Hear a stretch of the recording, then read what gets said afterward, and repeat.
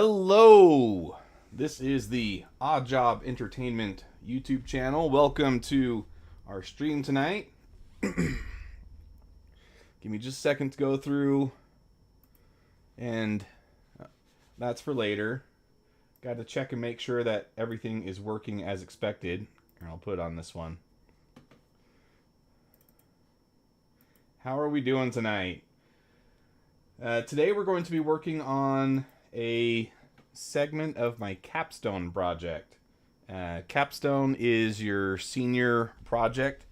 I am studying mechanical engineering. I'm in my last semester, and we need to develop a fuel system for a go-kart that allows us to measure how much fuel is being burned while doing a steady state test.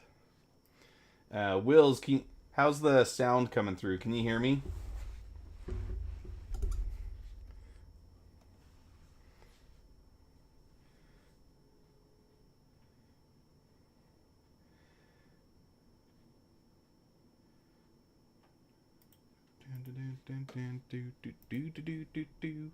All right, good. Do you mind going through and just sharing the 3 links in the Discord for me so I can get going on these topics?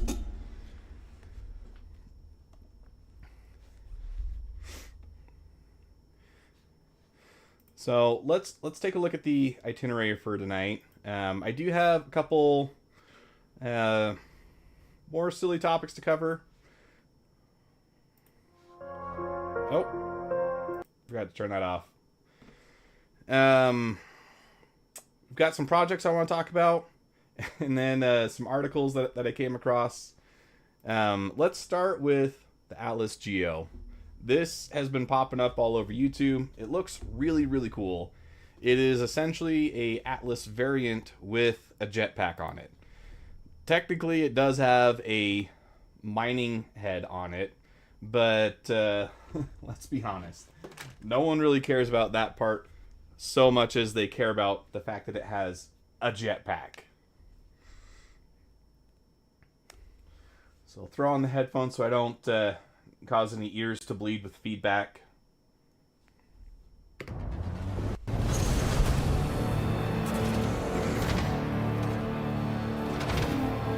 The Atlas is a power suit that assists players loading cargo into their ship with a tractor beam. So it's supposed to work as a cargo carrier in your personal hangar to move. And the part that I really like about the older Atlas variant is the fact that when you're using the tractor beam, it's more of a point and click instead of having to click, pull it towards you, and then rotate, and then push it away from you, and then plant it. You can much more easily it'll just kind of snap to a position about here over your head, and then you just look at where you want it to go, and then it will do the movements automatically to send it over there. That is, in my opinion, much better way for the tractor beams to work, and I'd like to see that kind of functionality implemented, especially in ship tractor beams on the higher end, where it makes sense that these nicer ships would have a more sophisticated setup. But the Atlas at least has it, and so everybody can get that functionality pretty easily by just equipping one of these in their hangar. Giant boxes But around. this one does not have a jetpack, Now and so it's we pretty are limited introducing in the what it can Atlas do. Geo, and that is the mining mech.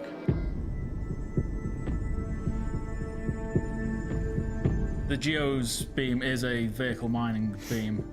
But with the press of a button, you can reduce the power to fit the expected power of an FPS mineable. Oh, The Geo okay. does not I didn't have know the that regular part. tractor beam. It only comes with the mining arm and the mining laser. So with that then, this is kind of in between a rock and using your multi-tool, because there is the mining multi-tool attachment for FPS mining, but it can't do anything bigger than what you encounter in the FPS areas. But this can still do the rock stuff and those smaller ones. So that's pretty neat. But the biggest improvement or the biggest addition that the Geo will have is a giant backpack. It's like one of the regular cargo boxes. You can just pop it in. It'll fill it with ore as you mine. Look, there's the gadget mounted on the side. Storage on the bottom, where you have your multi-tool, mining gadget, and the big FPS tractor beam. You can also bring spare containers. So once the container on your back is full, you can then detach it and replace it with a new one. But the most unique thing about the Geo is a new functionality. Okay, I don't know if I really like that aspect of it. I watched Jojo TV's video about this earlier today, and he was showing how you could remove that 1/8 SCU box. And I do like that aspect of it. It seems very simple, and I think that that's the way to go with a lot of this stuff. But the way he just stated what he just said makes it sound like if you want to keep mining, you need to have another empty 1/8 SCU box to replace it. I don't like that because I feel like that just adds more headache to this, where in the past the way that these types of vehicles have worked is they will just manufacture their own box, kind of like Wall-E, you know, it just does a little dance and then pops out a new box. I think I like that better than having to bring along extra trash cans for you to put stuff into. Jump and hover. But this part is the coolest. So the jumping is my favourite bit of it. It lets you jump quite high. You've got to charge up the jump first, of course, but then you can leap quite big distances. You can enforce the jump or simmer down the jump or the landing process by firing the thrusters.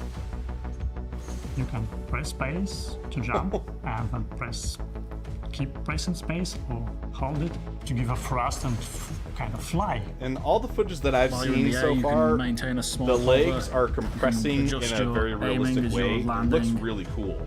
If you get stuck in a ravine or something, you can jump out to escape. It's hilarious. It's fun. We also did some updates to the existing Atlas. So it has now a health bar integrated into the frame, so you always see the health status of your Atlas. It also has a battery slot now.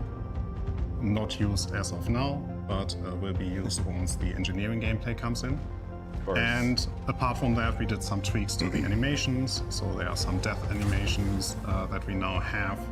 We've added some small thrusters that allow you to land a little bit more gracefully when you're falling from a cliff, or when you jump out of a ship, or falling from a greater height. Okay, so the base Atlas then gets a little bit of a boost from those thrusters, but it's not going to be able to jump the same way, I would assume. Right? It's really just to break its fall. I'm a vehicle artist, but I love big robots just as much. It's much smaller than the Rock, so you can compact it back in the cargo bay of a bigger ship much easier. That's personally true. A lot of enjoy it more because it's a ships big that would stompy not robot. be able to bring a Rock should be able to bring this. So we hope That's that you pretty are nice about excited it. for the new Atlas Geo. We are. They did just show that coming out of Jeez, a yeah. cutter, didn't it? I personally enjoy it more because it's a big stompy robot. So we hope that you are excited for the new Atlas Geo. We are really happy to give it out the way it is right now. It gives us also some opportunity to revisit some of the FPS mining and RC mining. And we are happy to continue developing or continue improving or expanding on the Atlas going forward.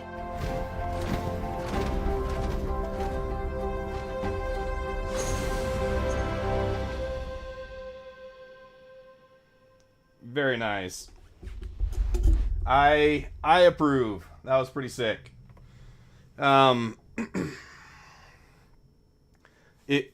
I know if we go down to the comments, most of these are going to be stuff like this. Slowly working up to an armed Titan suit. The Titan, let's see. Sources and Titans. I'm sure we can find some pictures of it. There we go. This is a concept that's been floating around for a while now. Essentially an exosuit that is heavily armed and militarized, that you can do combat in it. They've teased it forever, but then we haven't seen a whole lot of progress made on this front. But when the first Atlas came out, this was what people thought of instantly was, ooh, are they going to do the Titan? Are they actually going to do the Titan now? Now they've got an Atlas with a jetpack, so we could be one step closer. Who knows? But I would be pretty stoked to stomp around on one of these. That would be pretty cool. I came across this topic earlier today. This one kind of blew me away. There's an upcoming COP30 climate summit in the Brazilian city of Belém. And in order to get people to a climate summit, they're bulldozing thousands of acres of Amazon rainforest to build a highway.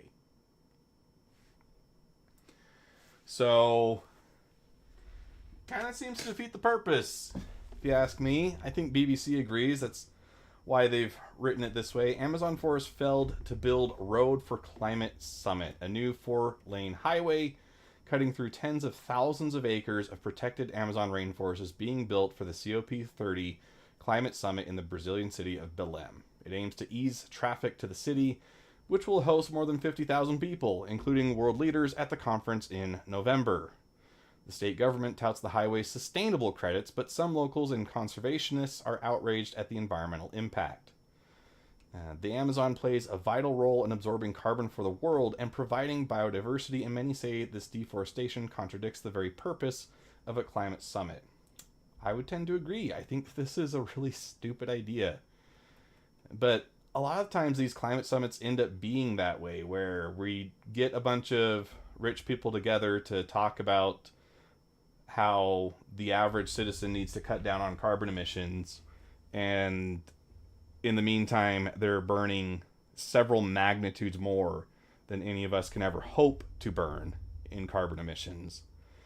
And now it's like they're literally styling on us, oh yeah, we're going to cut down tens of thousands of Amazon rainforest so that we can attend our summit.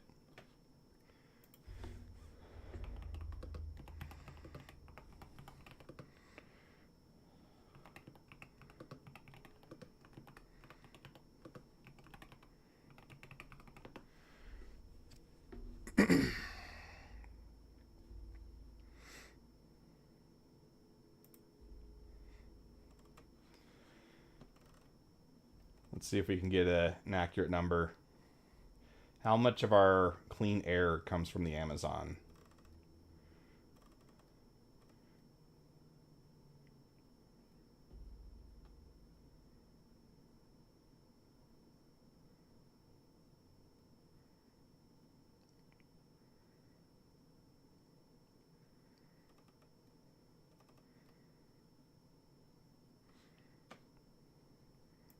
Doesn't really give one.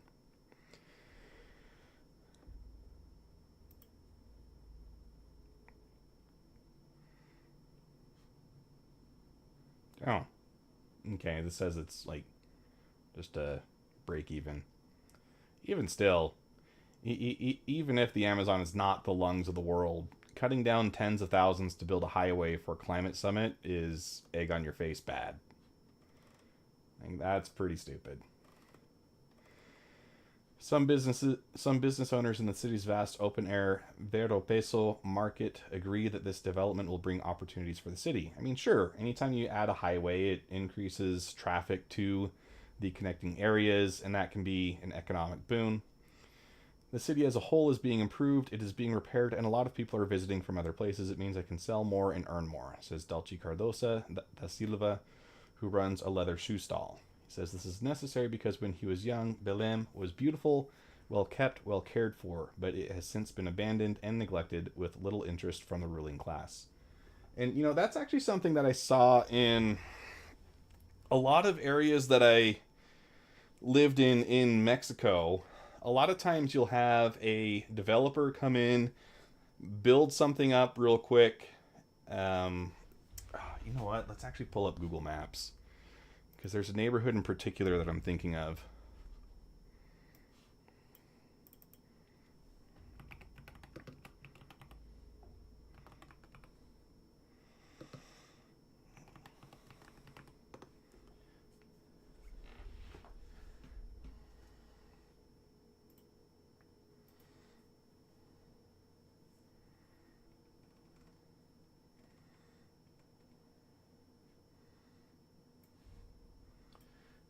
Let's see how good my GeoGuessr skills have gotten. It should be around here, I think, near El Rubi.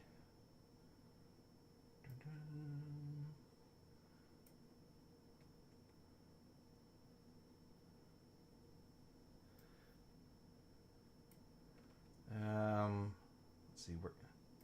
Boulevard Agua Caliente, Sonora Rio, downtown Tijuana. Where's Boulevard 2000?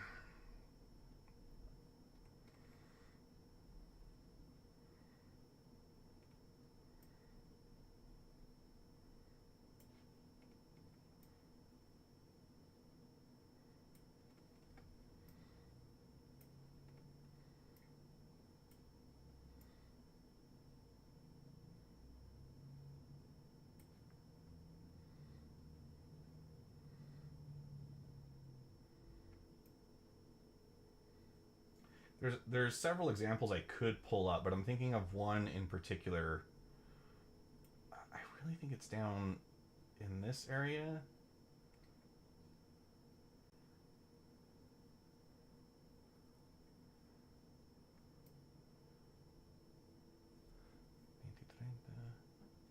Canyon Johnson.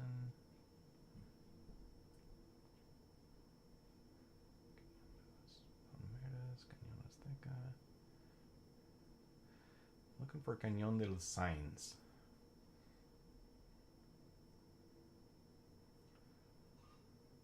Some guy in Redline bought his wife the Emerald Pack, and he thought that the Galaxy was on sale. What?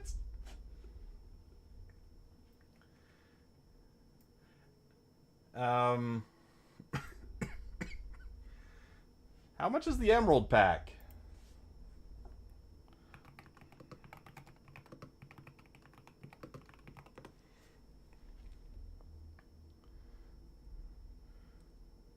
$440. Woo.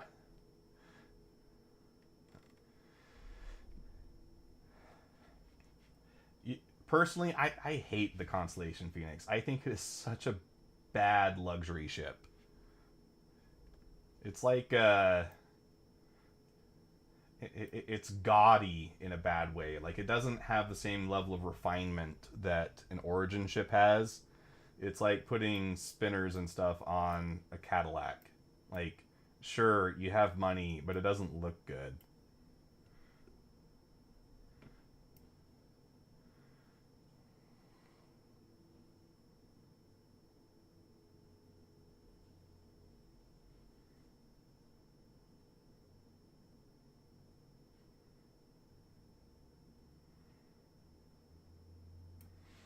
All right, hold on. I think I know a way to find this, but it's based off of something that I don't want to admit to knowing where it is.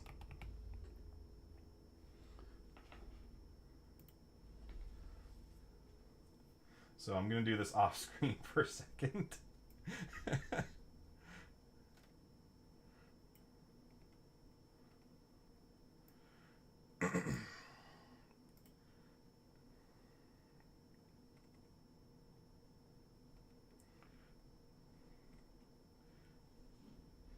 Okay, and then from that location, did they like change the name of some of these places since I was there?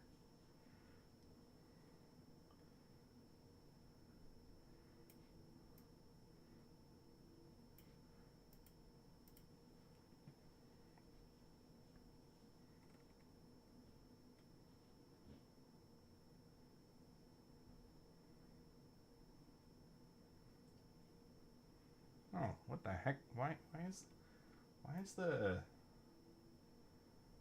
That might be part of it. I'm looking at the map upside down from how I remember it. Hold on, we're almost there. Okay, so there's that. Walk over here, and then should be one of these.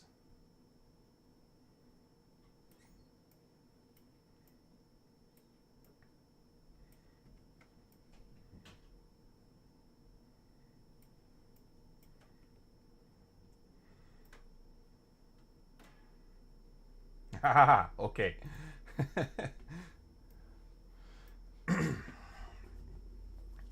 All right, so Urbivías del Prado was one of the neighborhoods that I visited during my time in Mexico, and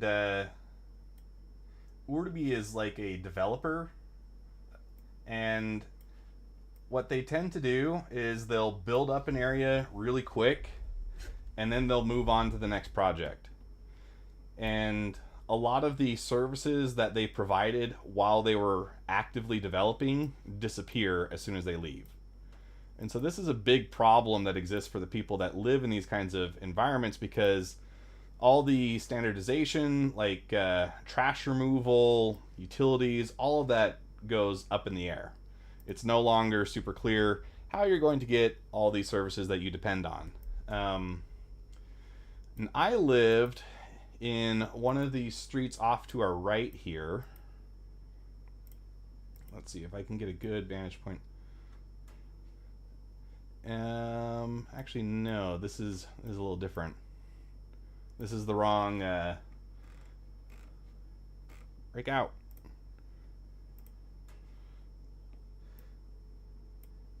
It was one of the connecting ones. Ah, okay. Here we go. Okay, I used to hike this hill every day.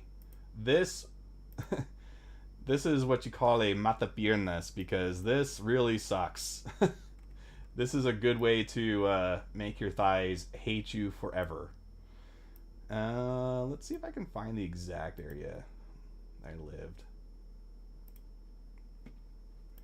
It's gonna be one of these.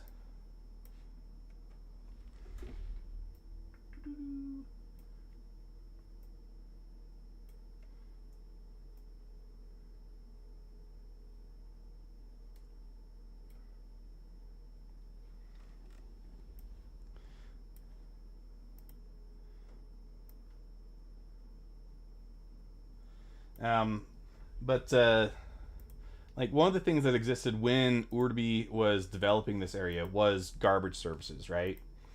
Once they left, it turned into like a co-op of people in the area that you know, someone gets a bunch of people together that own trucks, and then you go and pick up the trash for the neighborhood.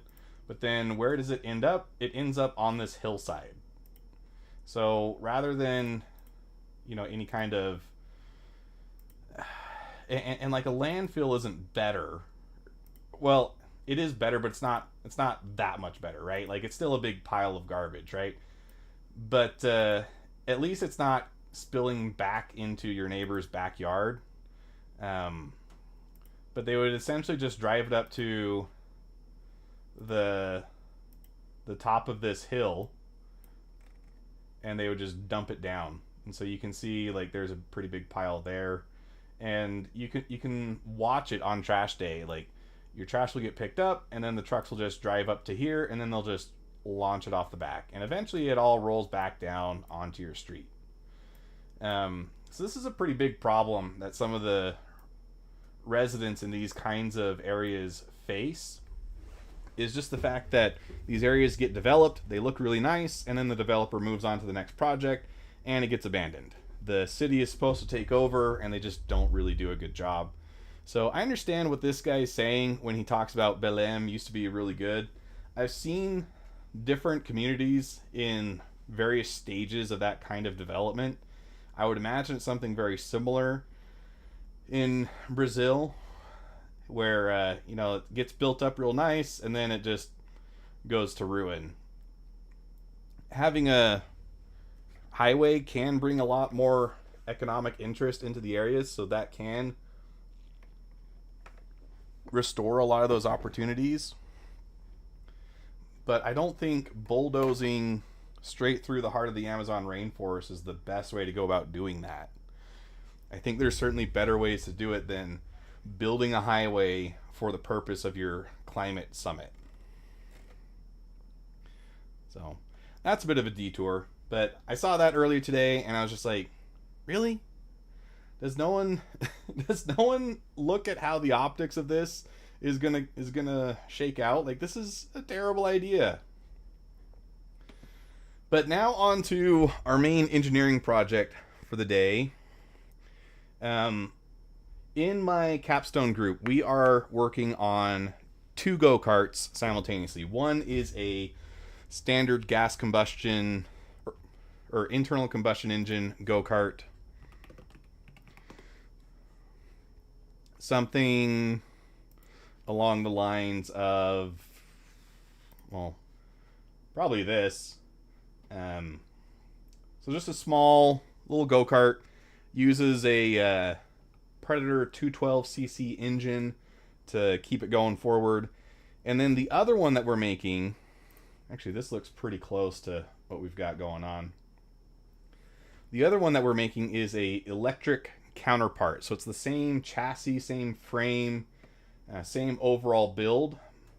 The only difference is that instead of running off of an engine, we've now put in an electric motor and the accompanying power banks to keep that powered, as well as the control systems. We did a test where we were running these at steady state, which basically means that you get it up to speed and then you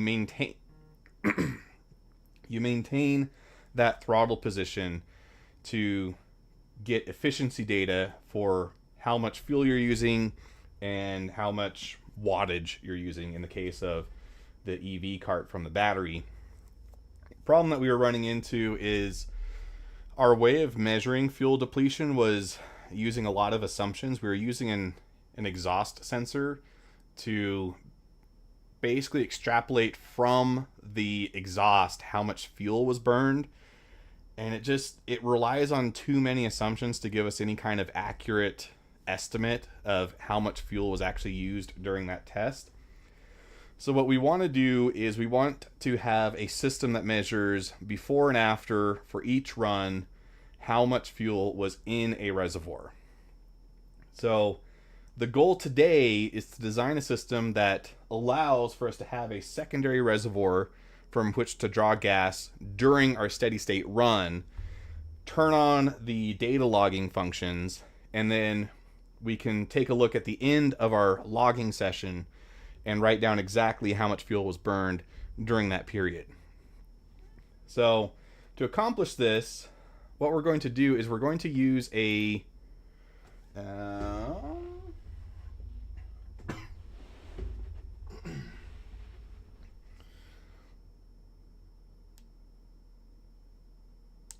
oh wow, you know, that's really on there. I feel like I'm going to break the plastic, so I'll just unscrew that. This is some silicone tubing.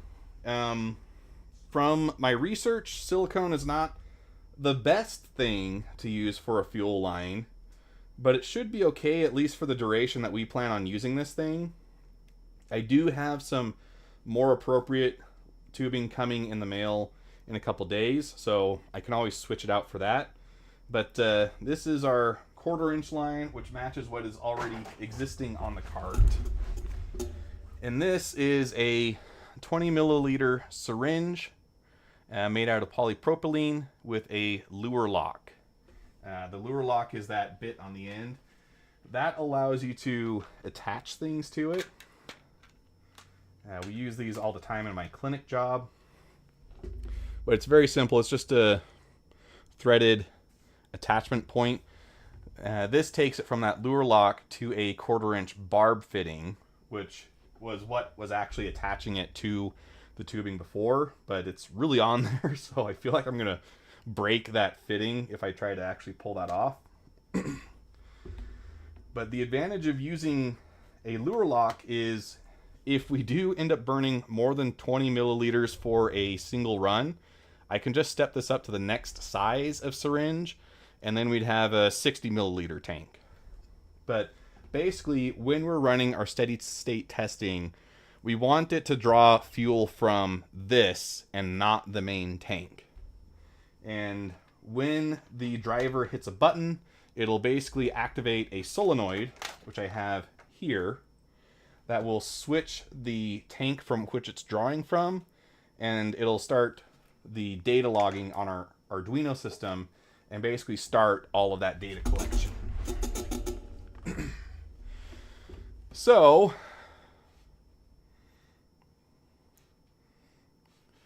we need to create a new document.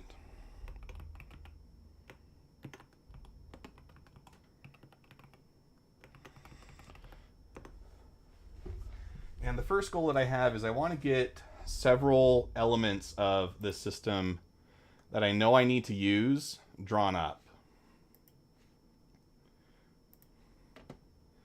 So let's see here. I created an image the other day that gives us an idea of what the goal is. Let me see if I can find that.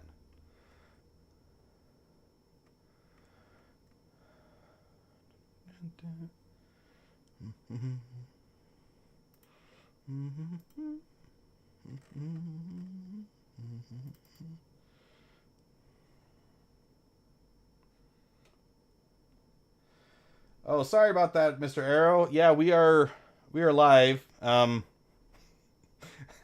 asked Wills to share that out, but that probably didn't happen. He might not have been next to his microphone, and I just assumed it happened.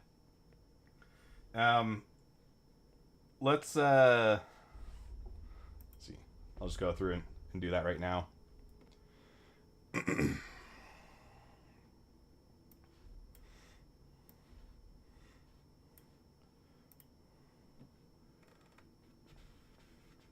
Yeah, geez, Wills, come on.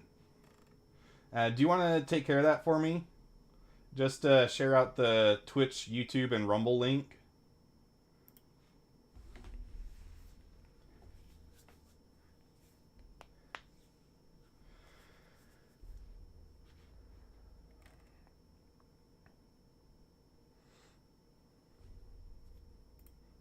Here it is. Okay, so this is what I have envisioned for what I want to make today. So this is our syringe. This goes to the gas tank. We have a 1/4-inch line coming from that, going to a T junction. One of these guys. And then part of that T goes through more 1/4-inch line to a ball valve, which is this. Goes to a second T, which then allows it to flow up through the or up into the reservoir when the plunger is pulled.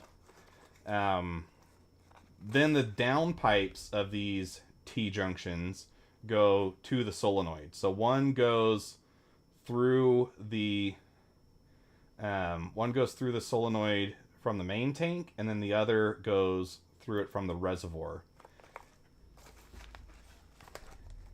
I don't think I need a check valve here because the solenoid is going to be controlling which one has access. Basically, what this ball valve is for is when this is closed and the solenoid is open to the reservoir, fuel can only flow through the reservoir to the engine.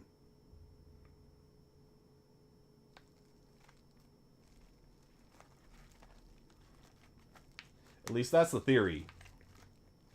And then when the solenoid is open to the tank, the solenoid is no longer able to... The syringe is what's this reservoir up here. When the solenoid is open to the main tank, it's closed off to the reservoir. And then this would be closed. So basically, regardless of what tank you're drawing from, how does the syringe charge? So to fill the syringe, you would just pull up. So this ball valve will be open, and you pull up on the plunger to fill the syringe, and then you close the ball valve before you start your run.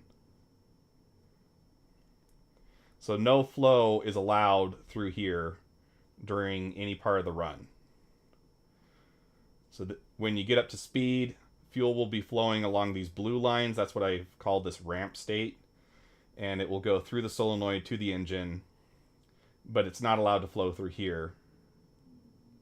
And then when you want to do your data logging, you'll hit the button, the solenoid will switch states, the reservoir will now be open, and this is still closed because this is a manual thing. But now the flow will come from the reservoir to the engine. Check valve is foolproof, but I don't know that it's necessary here. Like, the check valve, I would essentially be using it for...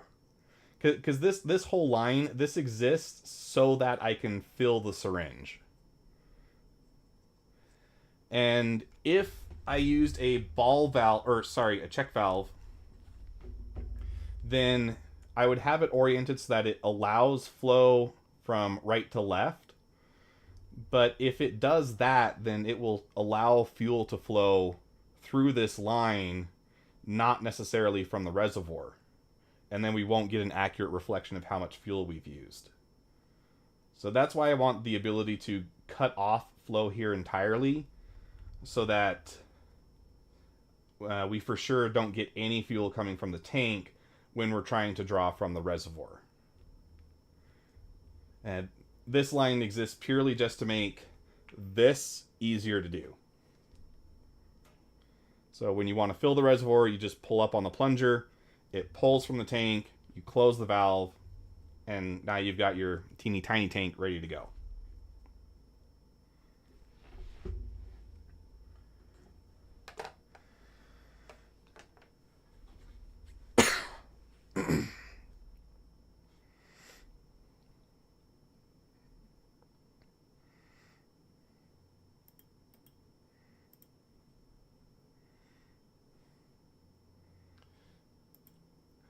Redline got 3 hanger pulls with 0 cards. So what, they just ganked whoever showed up?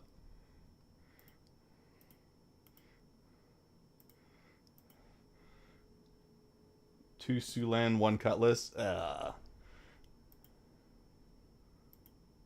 No combat? At all? How'd they swing that?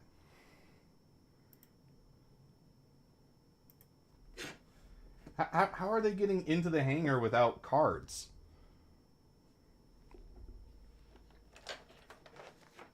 I was told to keep it secret. Yeah, you're doing a real good job of that, Wills.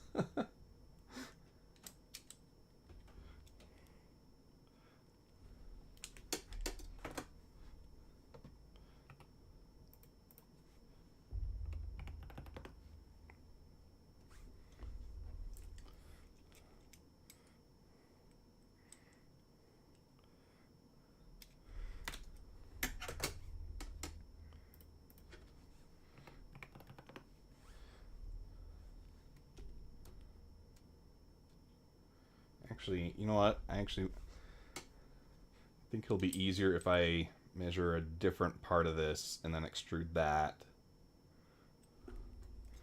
So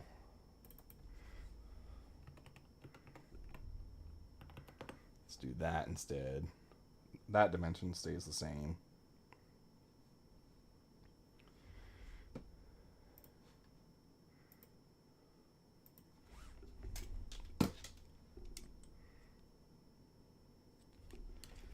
.6 for this dimension.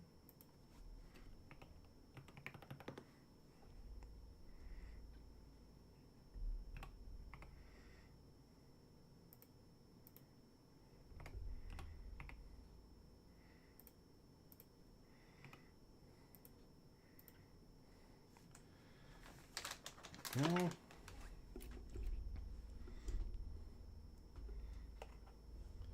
Then we're going to extrude this. Shift E, make it symmetric. And the depth of this is 16 millimeters.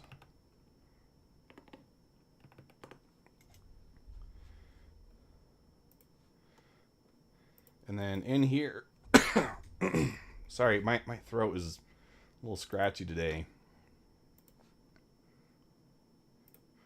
Maybe I'll get to call out of work.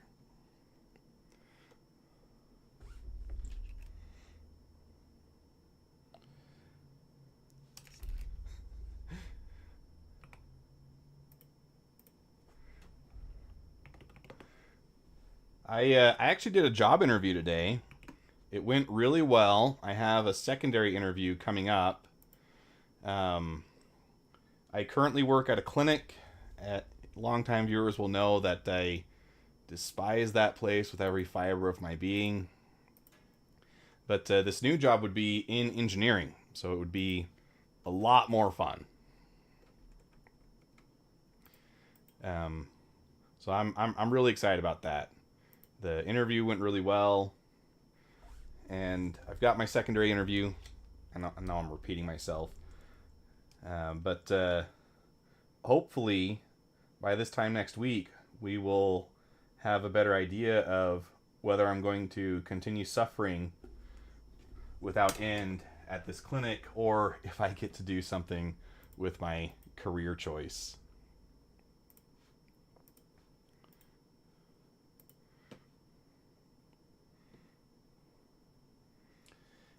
So originally I wanted to work in research and development of robotic prosthesis. And my plan was I would use an engineering degree to bankroll medical school. And then after medical school, I would further specialize in neurosurgery. And when I eventually got to my chosen career, it would be like 20 years of schooling, a lot of residency, and a lot of specialization. I got a job at a neurology clinic where I worked for 6 to 8 years.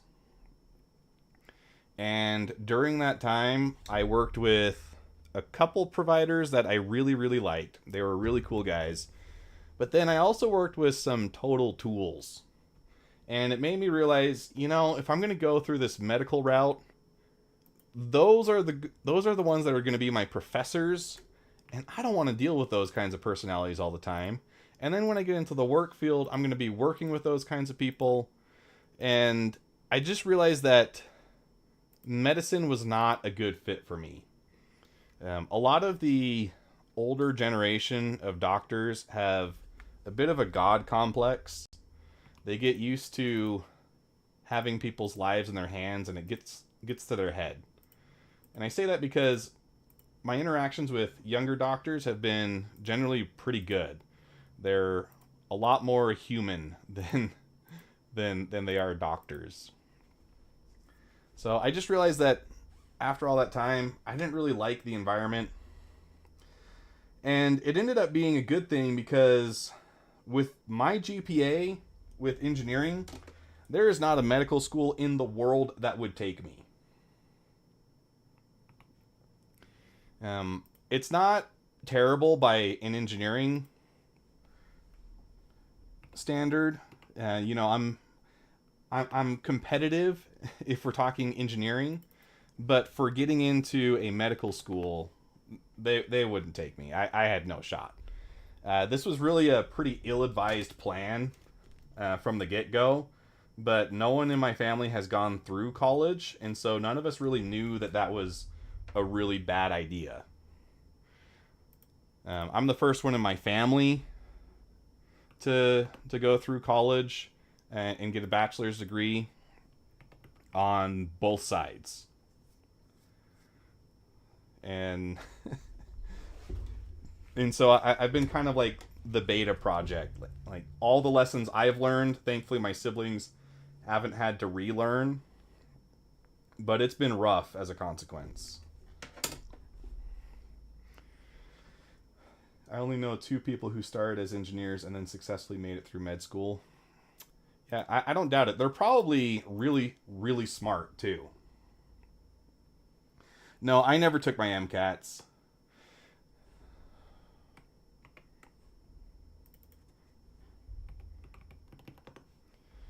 I am going to be taking my FE. but that's not really the same as far as I know in difficulty. Oh, actually, let me redo that step, because I realized that you can do this differently and it goes a lot better. What the mistake that I made there was setting all these equal one at a time.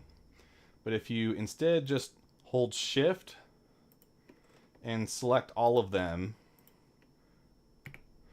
you can set them all equal and you create fewer instances of that equality constraint.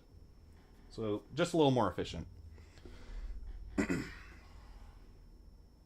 Yeah, one graduated physics from MIT, the other was a chemical engineer, but both his parents are doctors. And not to discredit his accomplishment, because that's still very difficult. But if you do have two doctor parents, I don't think you have the same financial worries that I've had going through college. I've been self-funded the entire time. And so that's been an additional hurdle to get through. But, sounds like a really smart dude.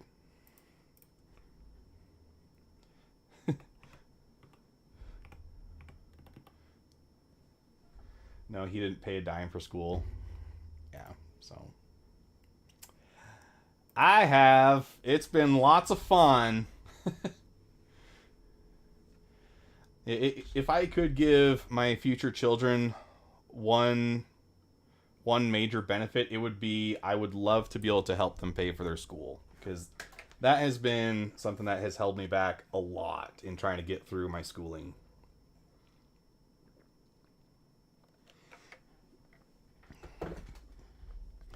I don't have a girlfriend, I don't have a wife, and by extension, I don't have any kids, but I do have a college fund set up for my non-existent children.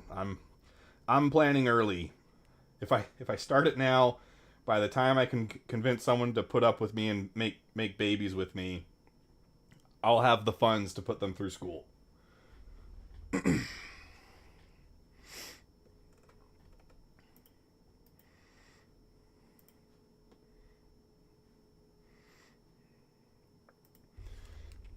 Let's do this.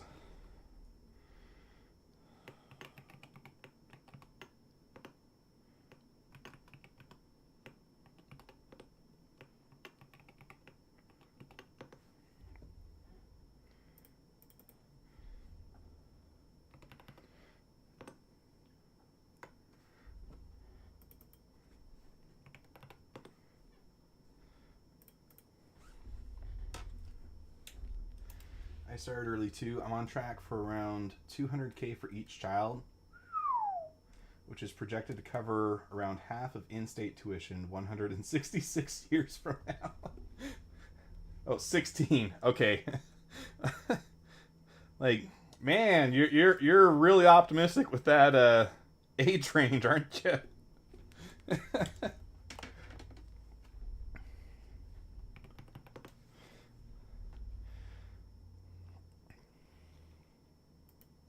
Your youngest is 2. All right, so they'll be set. 18 is about the time that you start looking at schools.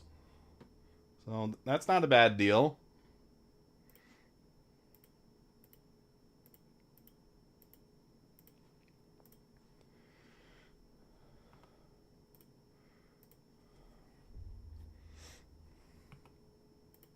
So setting up those variables like I just did, now I can reference them.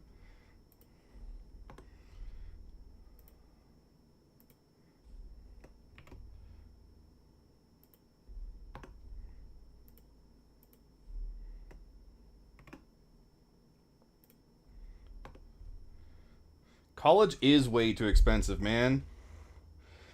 I've interrupted a lot of friendly dinners ranting about how the college system is broken. First off, you have a lot of degrees that offer no return on the investment. And so the students that end up picking those get stuck with dead-end jobs and no real way to pay off what they accrued in college debt. And a lot of it is stuff that I think sounds nice in theory, you know, like who wouldn't want to be a history teacher? Who wouldn't want to major in history? But then when you look at what you can really do with that, it's just not going to be an easy way to pay off your debts if you major in history. Same goes for basically any of the arts. Dance is another one that I critique a lot. Like, you have a lot of I mean, the demographic is primarily female, but you have a lot of females majoring in dance, and then it's like, okay, well, I'm sorry, but you're not good enough for the Russian ballet, so what are you going to do with your dance degree?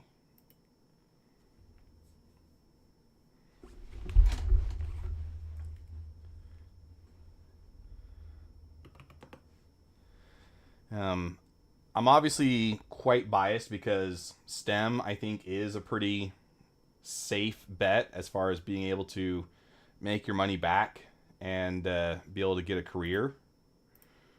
But even that is not perfect. You know, not everybody is going to actually be able to become a mechanical engineer like I'm hoping to be. When I've gone to a lot of the career fairs, it seems like if I had gone civil engineering, it would have been easier to get a job. At least the ones that I've been able to attend, there's always a lot more people looking for civil engineering than they are looking for mechanical. So I feel a little bit lied to in that respect. But I don't feel like I'm stuck the same way that that an English major would be. Like, I'm still pretty confident I can get a job. It just might be a little tougher than I thought.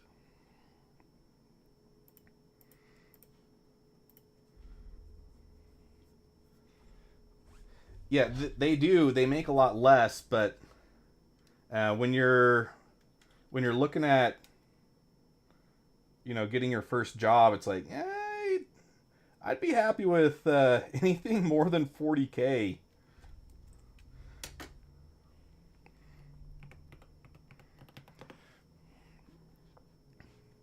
That is not the right size.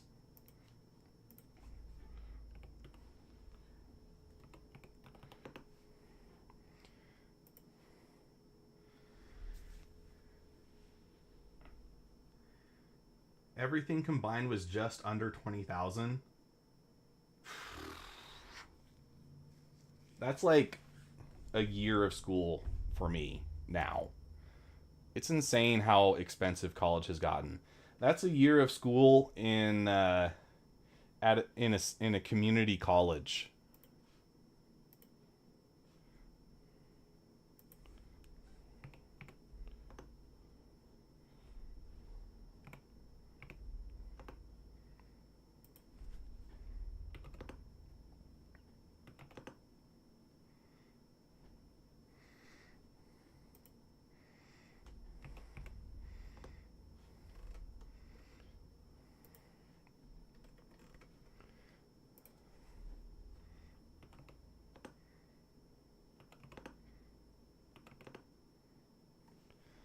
Okay, I'm really playing it fast and loose with this. I just need approximations of the part because I'm going to build a lot of tolerance into this. It doesn't need to be a super precise part. But this is the solenoid, again for reference. We've got the bottom port on there now. And this face needs to be the one that has these second and third ports.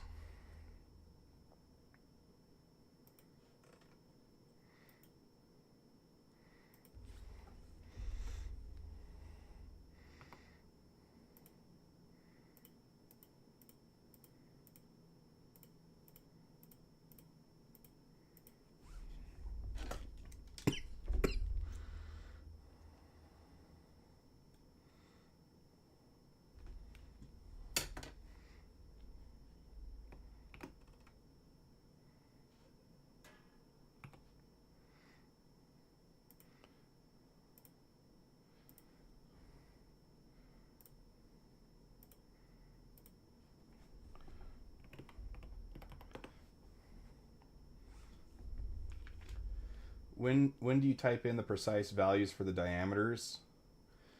Well,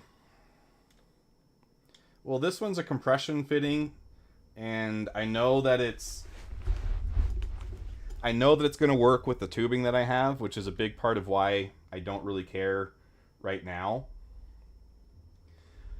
Because the hose, the barbs, and all the parts that are going to be touching the fluid are all off the shelf, so that I could eliminate as much as I could from the machining tolerances that we're capable of with the equipment we have.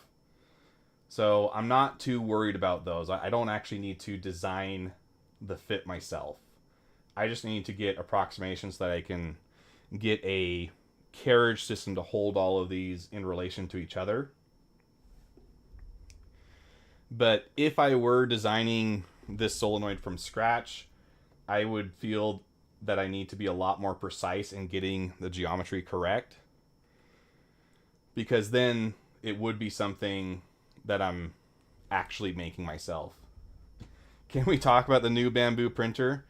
I had a feeling you would ask about that, Mr. Arrow. How did I know? What do you think my response is going to be?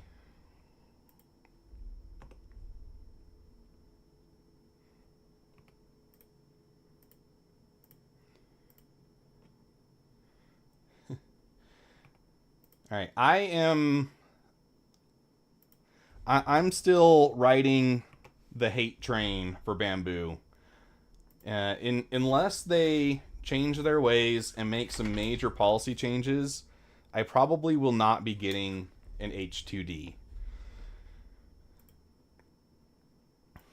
They really put a sour taste in my mouth when they tried to gaslight the community and pretend that it was, just creators being nefarious and just lying about them. Yeah, I mean, it's really cool. Don't get me wrong, like, I want it. But there are some definite conditions that will need to be met in order for me to get it. One, I need to be sure that I can put custom firmware on it. That's what I have running on my Bambu X1C right now. It's running... It's called X1 Plus firmware. And it's really easy to install on the X1. It is essentially it takes the existing X1C firmware and just breaks it open a little bit so that you can keep the open source functionality, and it actually has some enhanced security features. But this makes so that I retain control regardless of whatever Bambu decides, that whenever they decide they're going to step on their foot again. And since switching over entirely to Orca Slicer, I have found that I really, really like it. It has a lot of additional functionality that does not come in Bambu Slicer, that when you're trying to get things dialed in for either precise prints or you just need to get a difficult filament to work, Orca Slicer has tools available that make it so that you can get those things done, where it would be significantly harder to do the same in Bambu Slicer. So when a YouTuber with more money than me to spend on printers tells me that it is possible to get X1 Plus onto the H2D, then I will start looking at whether or not I'm going to get it. But until then, it's a hard no. And I would just wait until a more open source friendly entity comes out with their competition.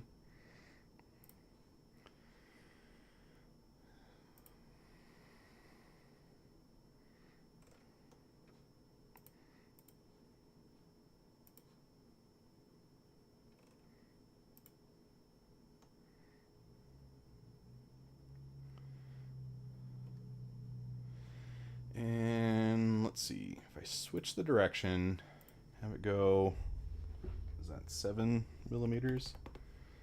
Do it like that. But yeah, Orca Slicer, way better.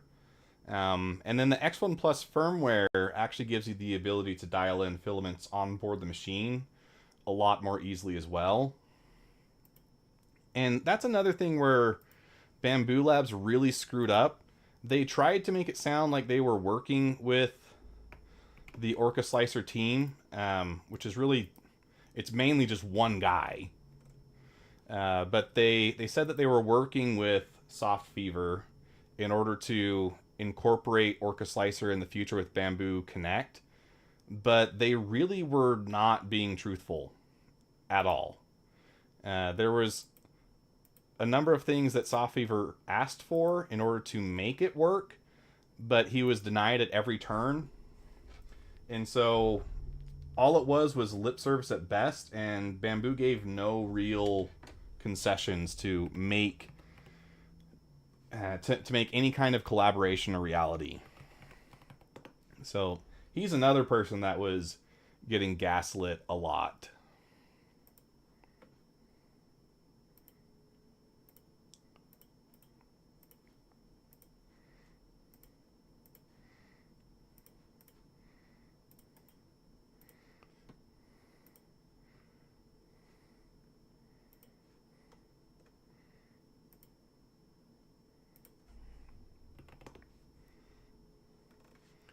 But if you haven't given Orca Slicer a try, I would definitely recommend it. It has been really very nice.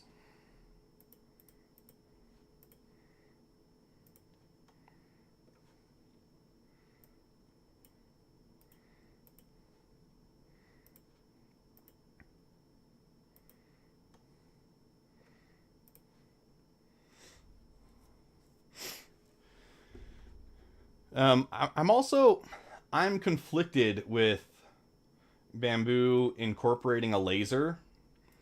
A laser has a much higher probability of causing accidents in your home, which, you know, they say, right, that a lot of the changes that they were making were along the lines of security, making it so that nefarious actors couldn't tamper with machines and cause accidents.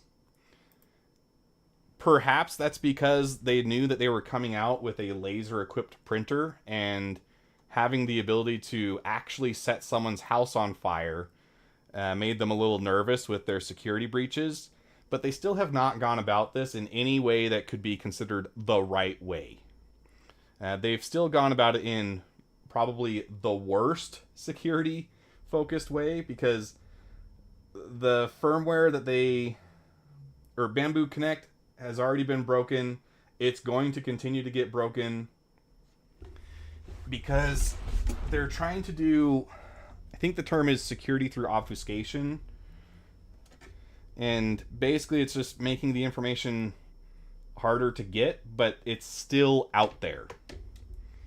And so there's much more proven, and this is getting into like network engineers, which is definitely outside my realm of expertise, but there's definitely better ways to secure a network than the way that they are trying to do it.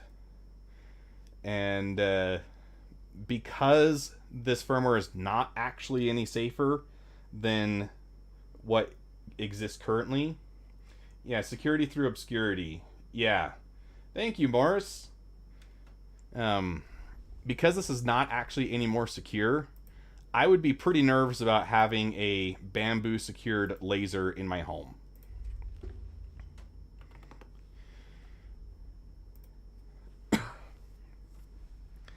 The ceramic type heaters that 3D printers use to melt filament, they are self-limiting in that if you have thermal runaway or something happens where the printer just starts sending maximum power to the nozzle, the resistance increases as the nozzle gets hotter.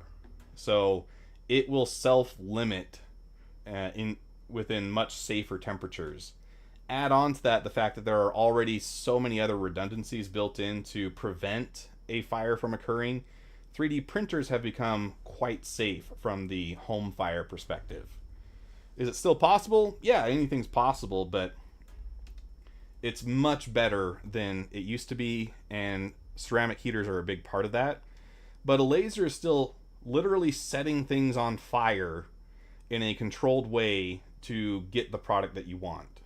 And so a network connected laser does not sound like the best thing to me. And given Bambu's track record, I wouldn't trust them to be the one to make it. That would be a pretty big point of concern for me.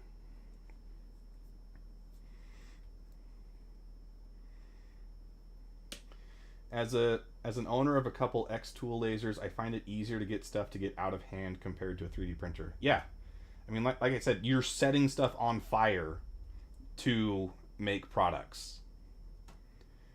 Especially like wood, you're burning away the wood.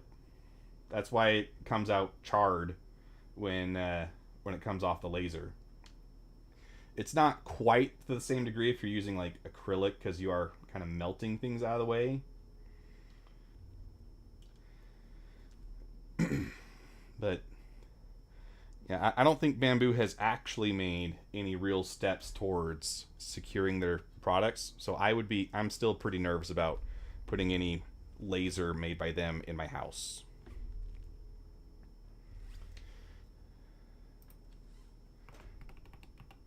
And I'm not a super fan of Xtool either, if they're the ones that I'm thinking of.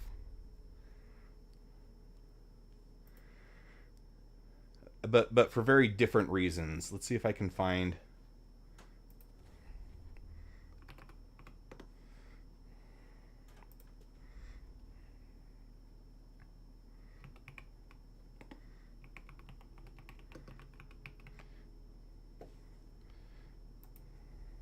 Maybe it's not Xtool that I'm thinking of.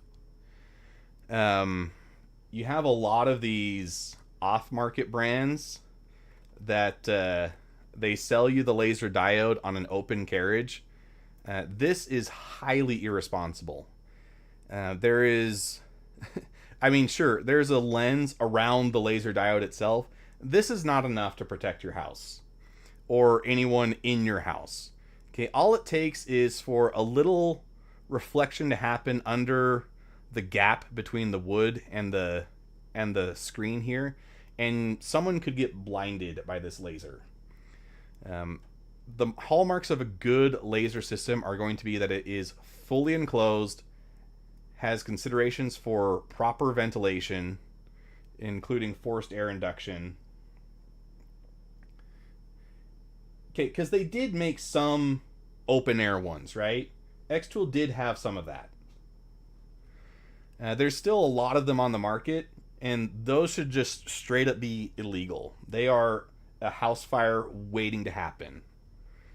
I think it's very irresponsible that Amazon allows these kinds of listings to exist. This one is what I would consider a much safer one, because this lid fully encloses everything. There's no way for a laser beam to escape and hit someone's eye. But all it takes is just a split second, and they are blinded for life. You know, these lasers are no joke. But you have this one, 5 watts, dangerous. Oh, look, you can get a Creality 40 watt laser with air assist, and it's an open frame. So a lot of these tend to be Chinese companies. Creality is a Chinese company, and it's just, there is zero consideration for safety with this. I bet it even advertises that it has yeah, here we go. Here's the safety slide. Bidirectional limit switch. If the laser head hits the boundary, the machine will stop automatically and a buzzer will sound an alarm. Active stop function. The machine will stop working in case of accidental tilt, flip, or drop, with the buzzer and indicator sending alert. Laser protective cover. Where? Oh, it's only over the diode? That doesn't count, Creality. That is not safe. Emergency stop button, that has to exist on every laser. And security lock design. So you can have it set up so that it will only work with a key, like your nuclear launch code, right? This is a highly irresponsible product. Creality should do better. But I really want to get a laser. If a reputable company wanted to sponsor me and send me one, I have a lot of projects that in mind that would benefit greatly from having a laser. I just haven't been able to justify them financially as of yet, because they do tend to be rather expensive to get one that's actually safe.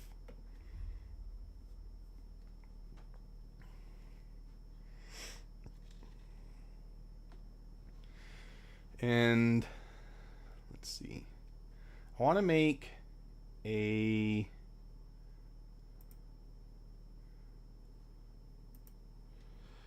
let's give this some coloring.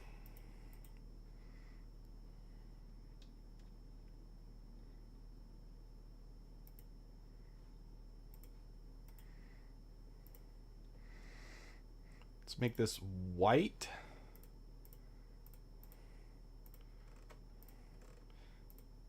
I was watching a tutorial the other day on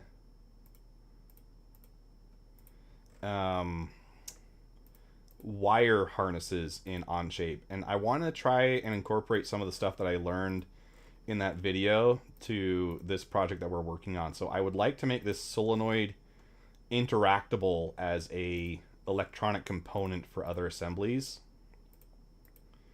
And one of the things that they mentioned was that you need to make, if you do any changes to the color, you need to make it as face colors.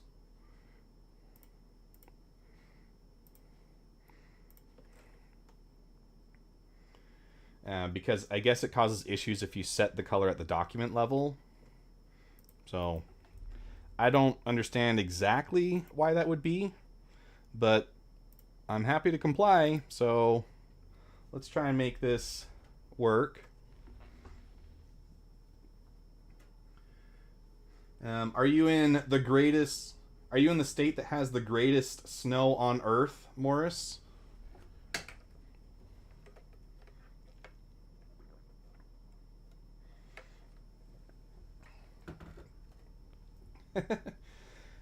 It's been pretty abysmal winter here, hasn't it? I don't think I've had more than a foot of snow on my front yard.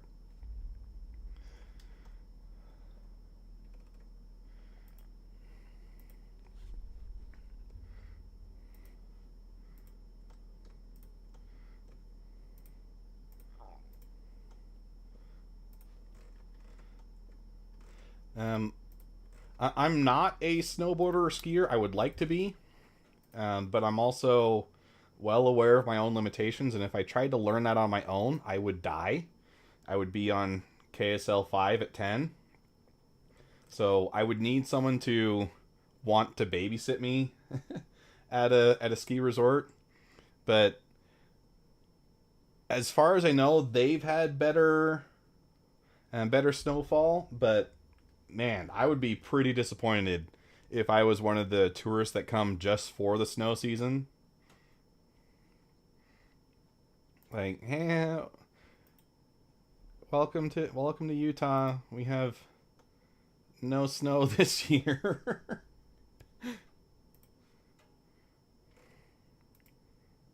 Oh, whoops.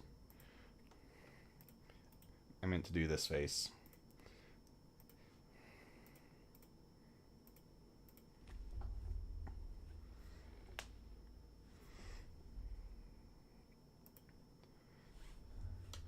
And it is across from the ports, so we're right on that.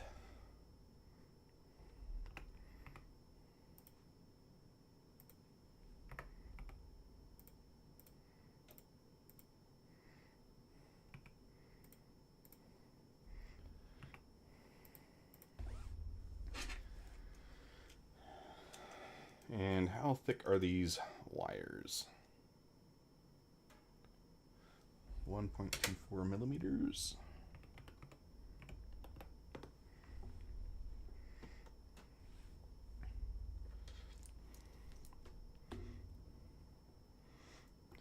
And the way that this works is on this one, the wires are wrapped into the blue. I would assume that's kind of like a Kapton tape. So the way that I'm going to simulate that is I'm going to extrude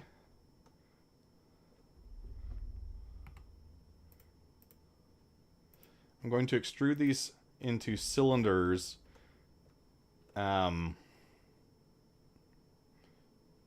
Actually, scratch that.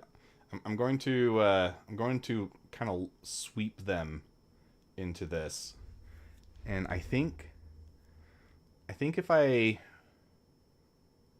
did a sketch that goes from a point here and into the cylinder, I think that'll work. Let's find out.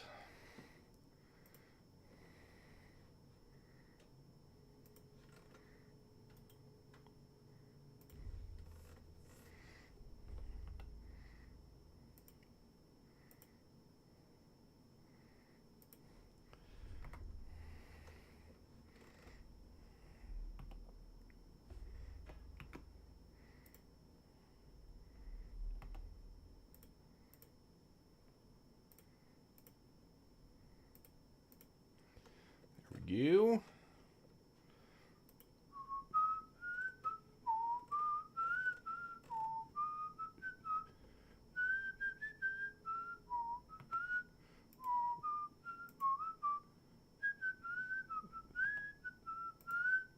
Speaking of people that burn way too many carbon emissions, right? I don't know why I've got T-Swift stuck in my head. Someone come in my suffering.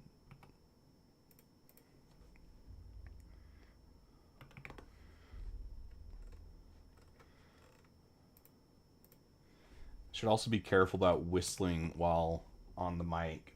I know sometimes that creates bad sounds.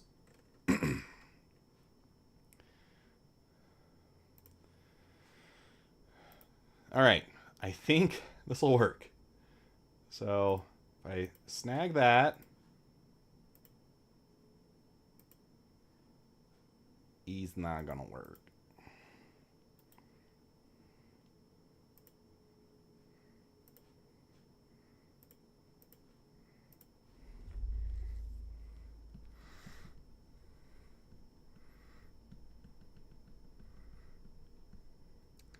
Let's see, how can I do this?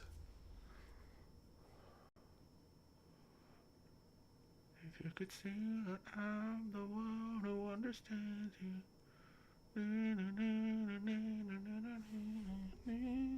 Wait, why is it doing surface? Okay, I want to extrude those ones.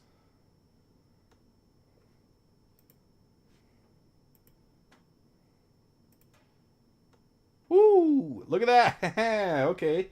All right. When you set it to solid, not surface, why did it default to that? That was dumb.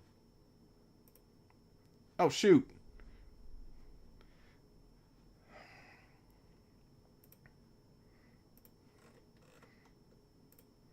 I didn't mean to do that. I hit the X when I meant to hit the check.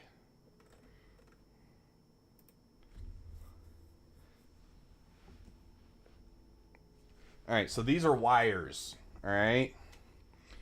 And with a solenoid, they don't care which direction the current flows. You can treat either of them as the ground, and then the other one's just going to be your hot. That's kind of denoted by the fact that it's red and yellow. But basically, when the coil is energized, it pulls the rod on the inside into the coil, and you can have it flowing from red to yellow or yellow to red, and it will still work. But for this, I just need to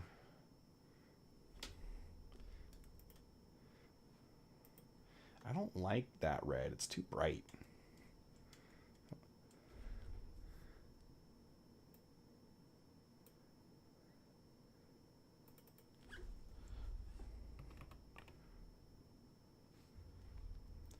I like that red better.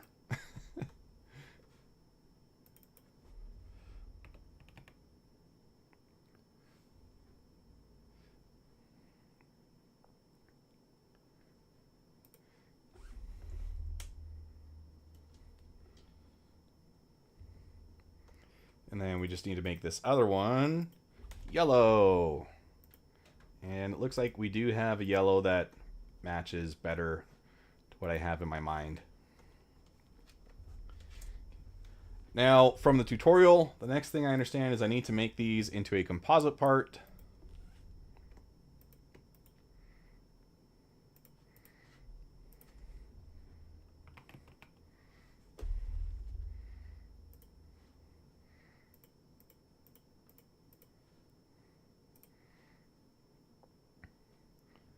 There we go.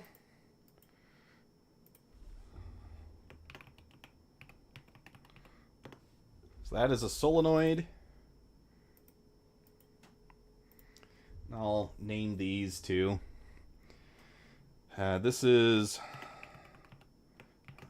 metal frame.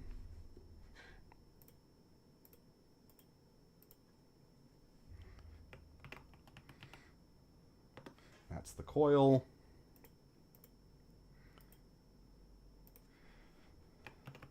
Manifold.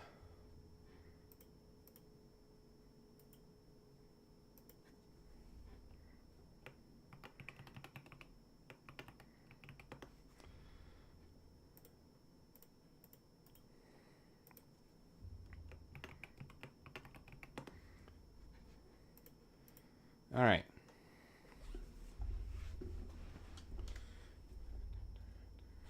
So, pretty good representation, I think.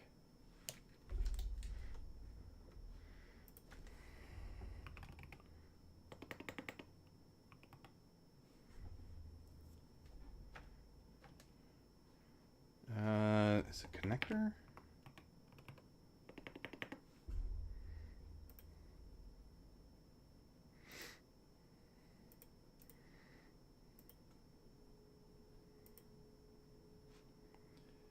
All right, I need to go through my YouTube history real quick to find the video that talks about this. Maybe that's a feature I need to add, which is a really cool part of Onshape, is that if you're missing some functionality, you can just go get it again.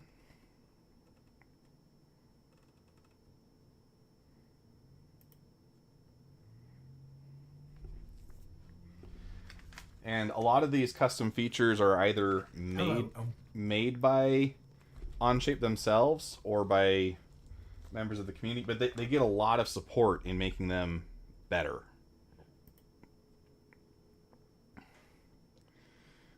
Okay, yeah, so to add this, copy the URL.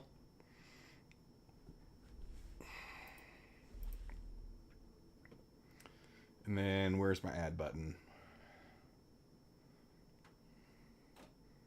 If it moves, I'll see it.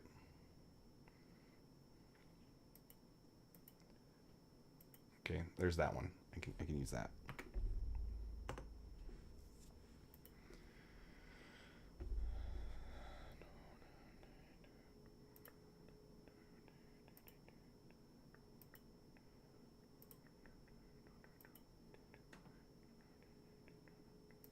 There we go. Now we have all kinds of stuff that we can use.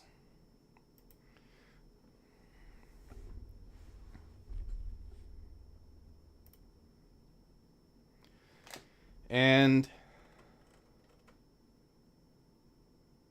let's see. I believe this is a terminal because it has multiple wires. That is what it said.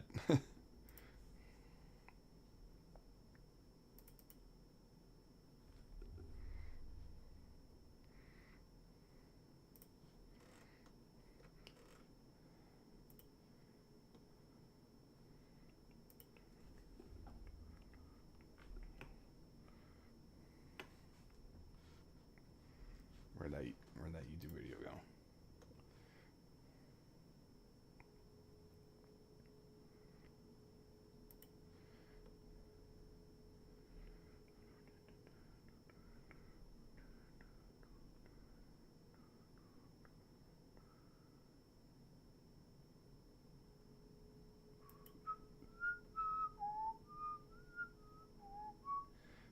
that's right. He didn't really show how to make the connector the same way. All right. You know what? I'm getting a little lost in the sauce. I don't need this to be done like this now. I'll play around with this on my own time when I don't have team members waiting on me to get this done. But here we go. This is our solenoid.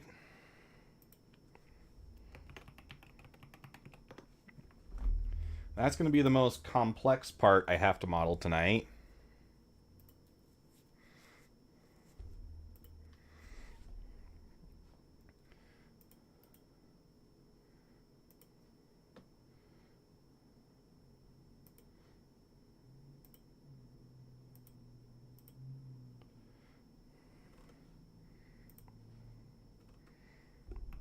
Okay, I swear I clicked the origin, but there we go. Next, I need to make one of these barb fittings. This is going to be a key component for this assembly. And flat to flat, these are 8 millimeters for the hexagonal portion.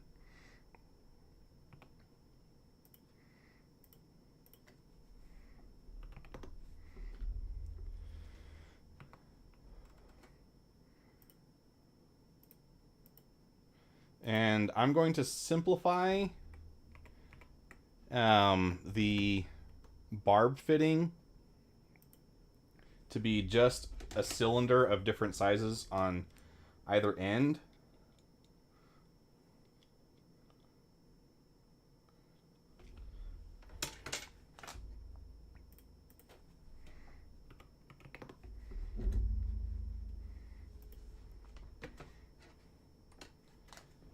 Oh yeah, how'd it go, Wills?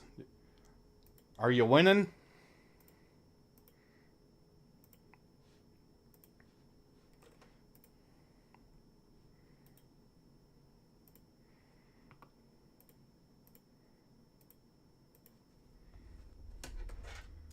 "40-minute run isn't bad." but you had people in a Connie with you. Try doing it solo with just a Gladius.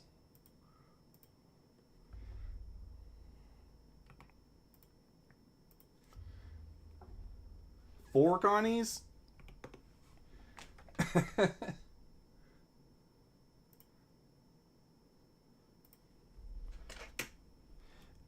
Yeah, you're pretty safe at that point.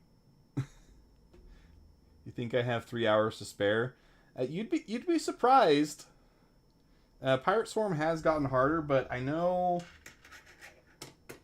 I've been able to complete it in the past.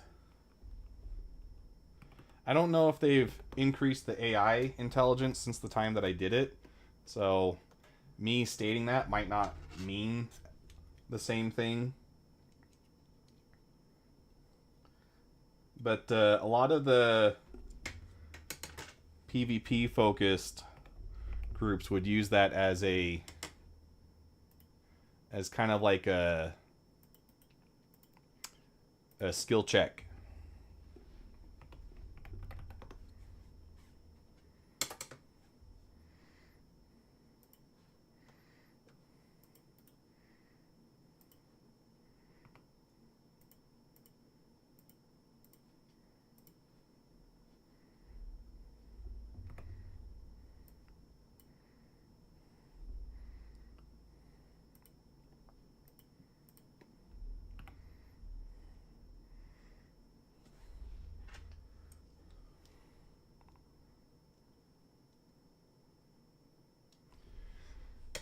This is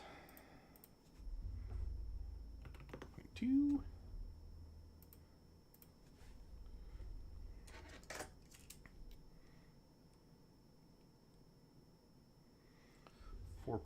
.3.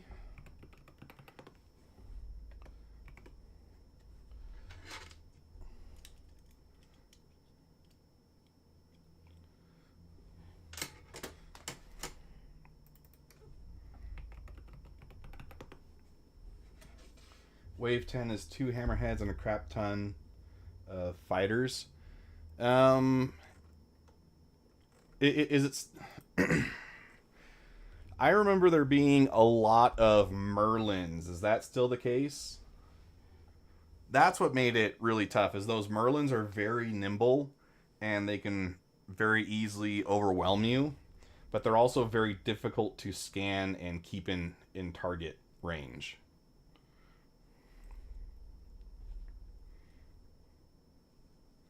No? Okay.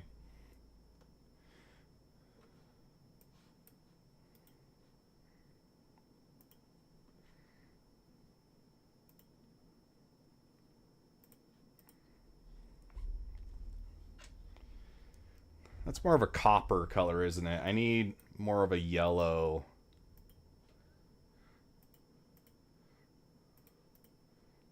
That looks brassy.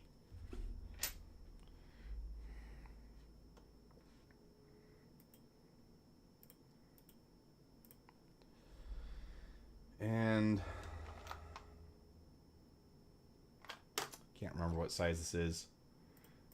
Gonna have to pull up my Amazon order history off screen so I don't dox myself too much, as I'm wont to do.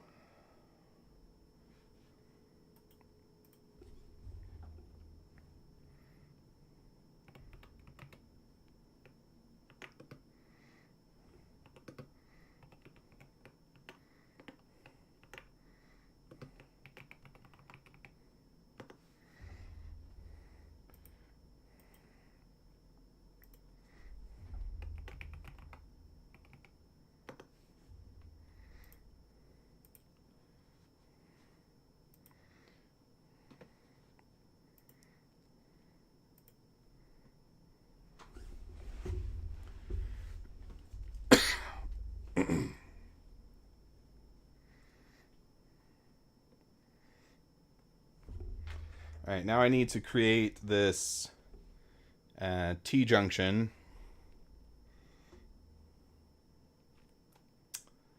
And I was thinking maybe I could do it as a sweep, but I don't think that's going to be any easier than just doing it as simple extrusions. So keep things simple. Oh, you know what I don't like about this, though, is I have it going...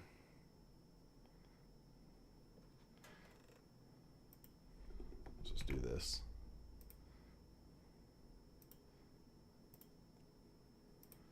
There we go. Now it's a reducer instead of just a plug.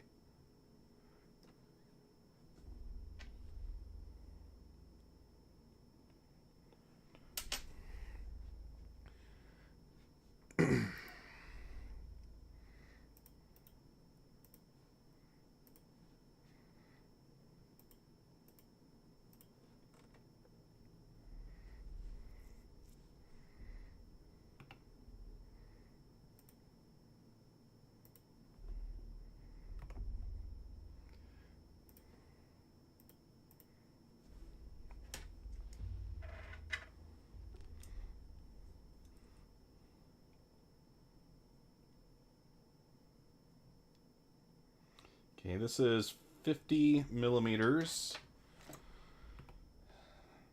in width, or 5 centimeters.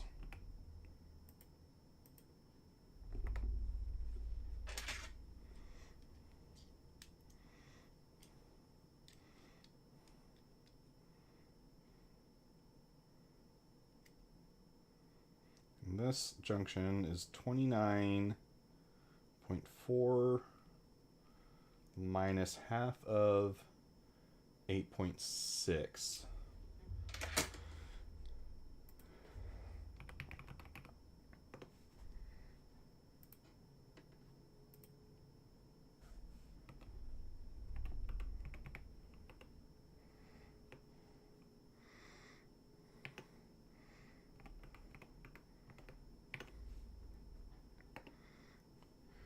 $25.15.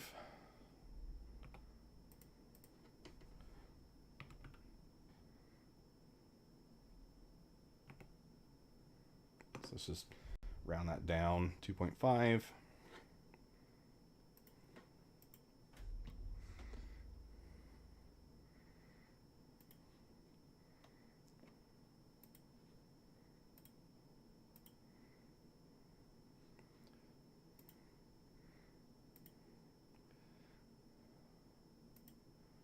There we go.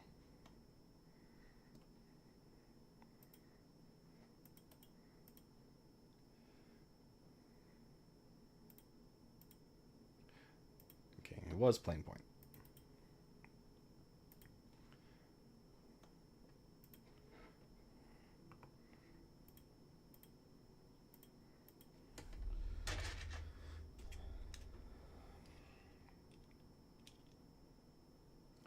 Six point four.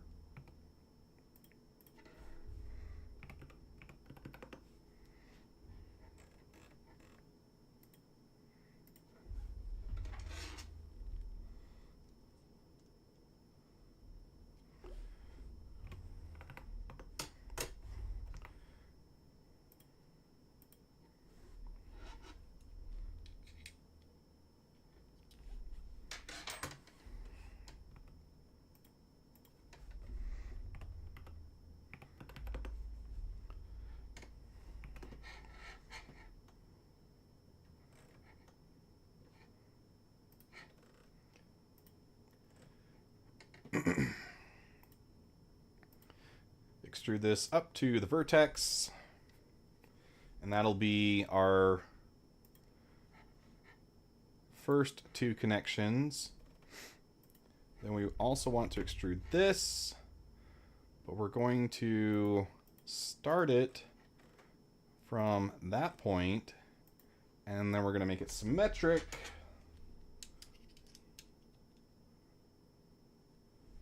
And we're going to set it to 15 millimeters.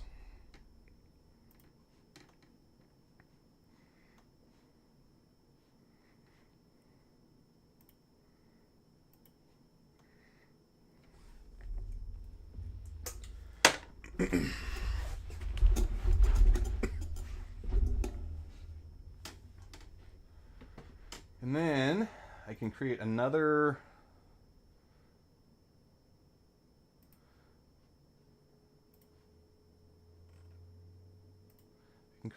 plane, do a similar sketch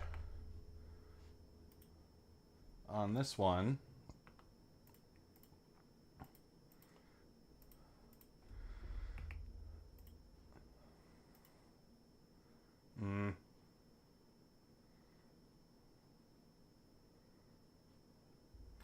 Okay, it doesn't want to let me do it to that. Bummer.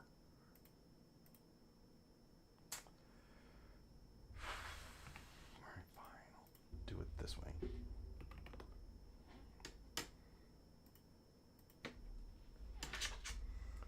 What was that one again?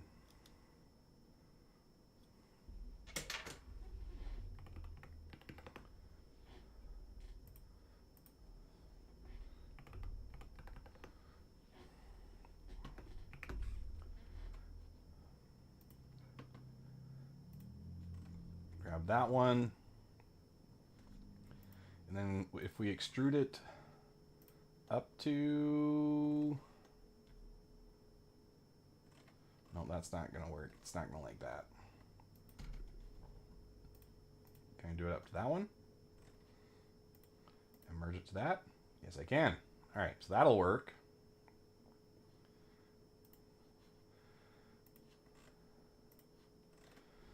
And then we extrude this one.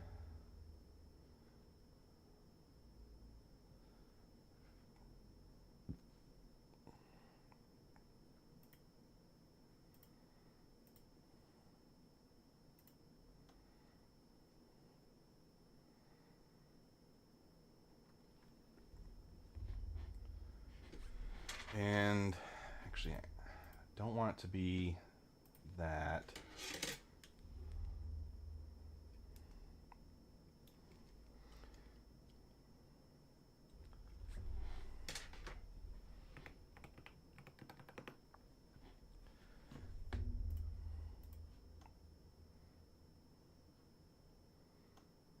Okay, up to next works. Keep that.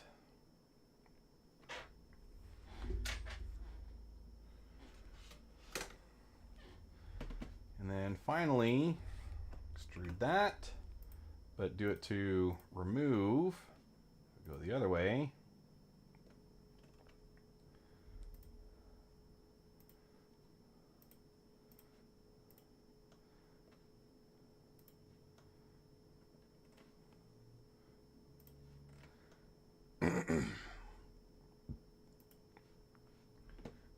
Since I know Mr. Arrow is watching, I'll add some fillets.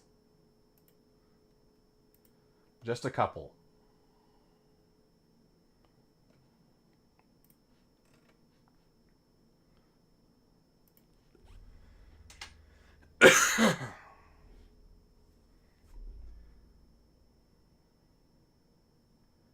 $122 million HP Idris.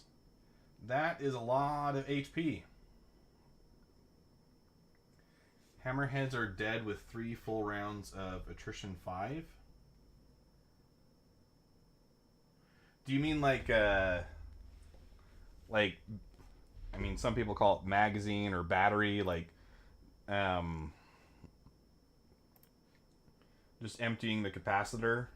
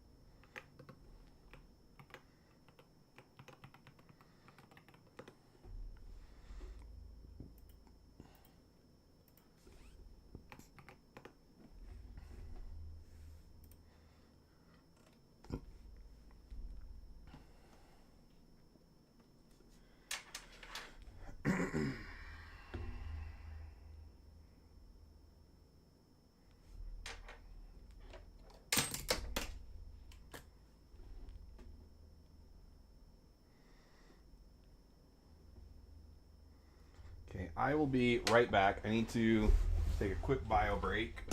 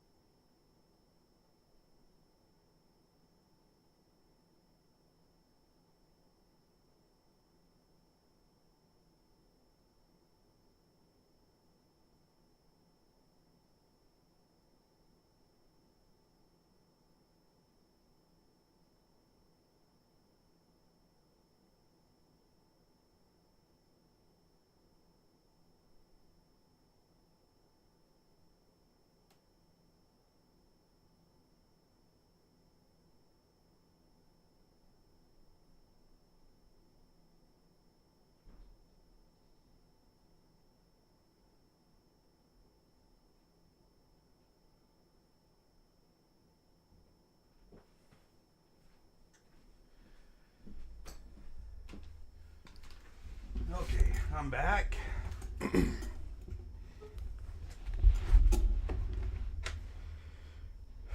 Now I need this ball valve.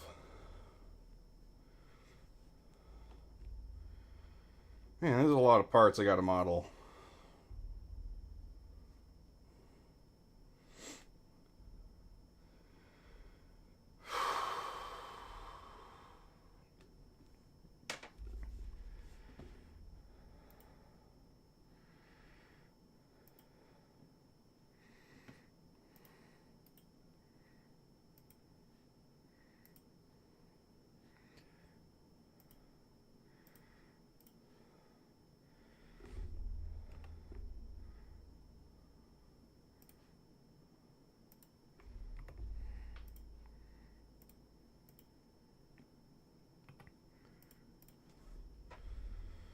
Total length of this piece is 67.5.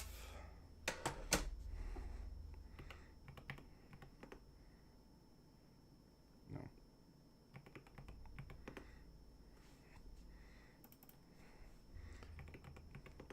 There we go. That's the right conversion.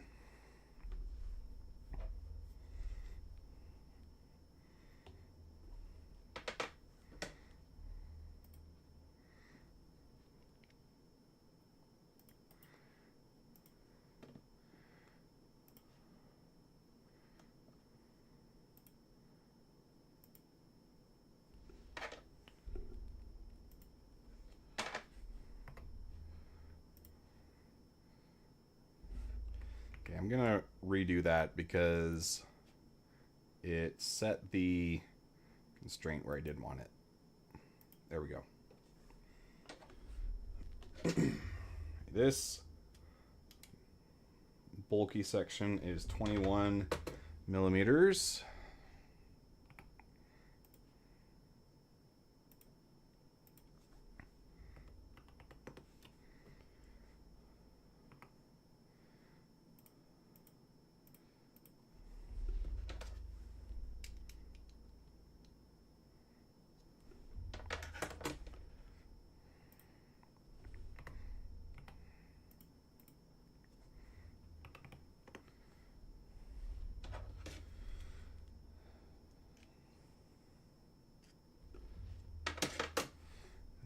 This is 4.75.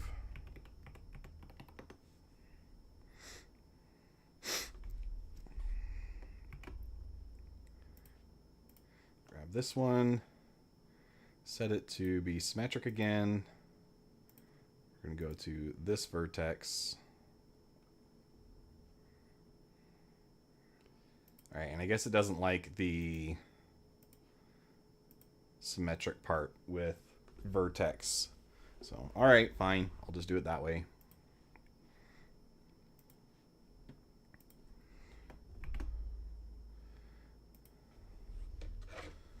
This one I can easily do as symmetric. It is 29.6, 2.96.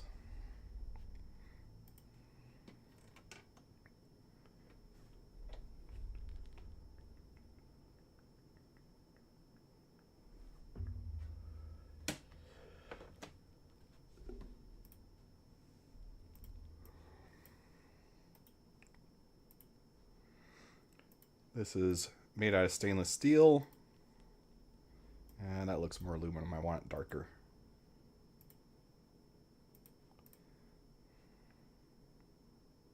Not that dark. There we go. That's stainless steel.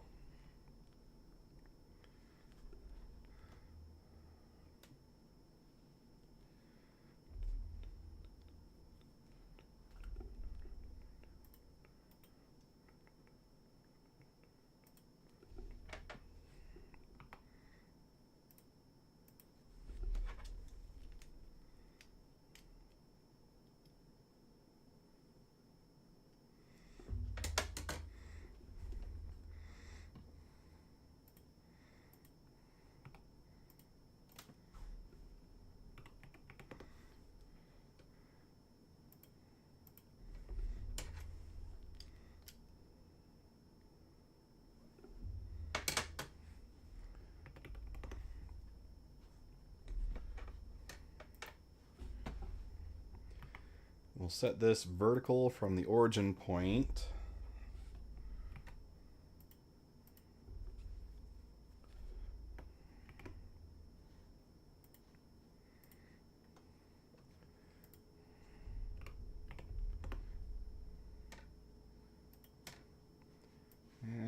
You're all supposed to be the same color.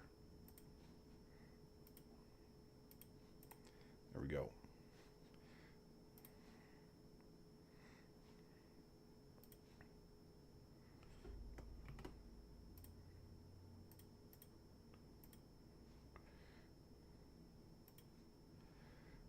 Then we're going to start that from... Nope, not that edge. This face.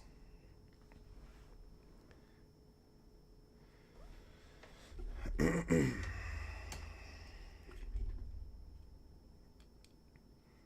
it goes up a total of 15 millimeters, or 1.5. And I can give it a draft angle to send it in towards itself. We'll start with 15 and then we'll see how that looks.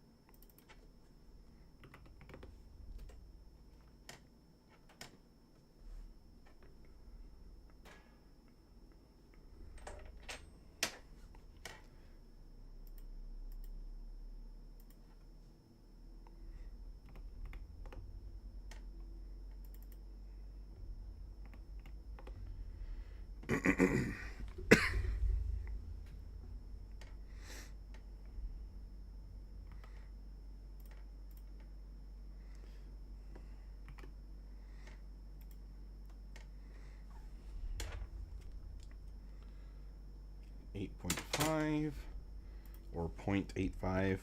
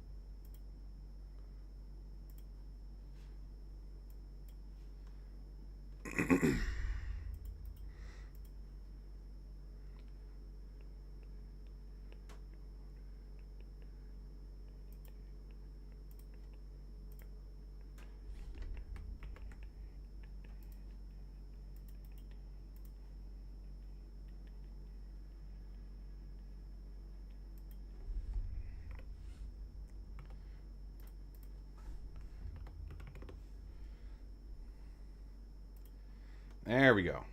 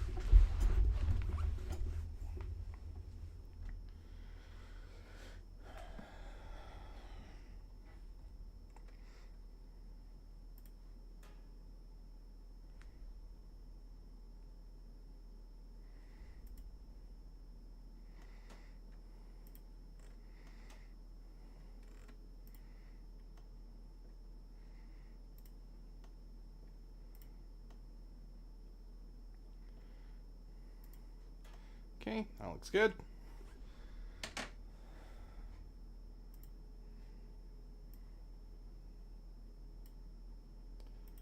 Then we're going to add an appearance for those ones. We're going to make it that blue color.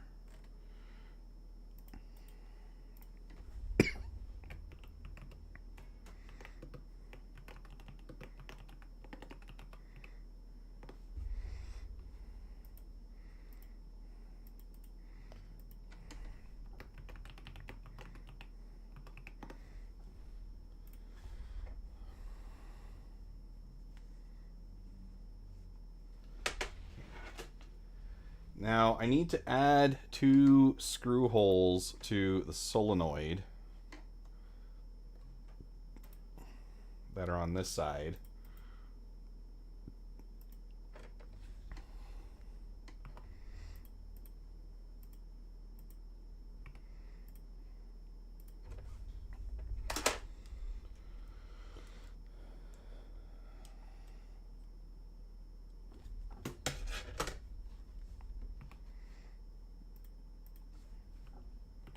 Looks like those are M2.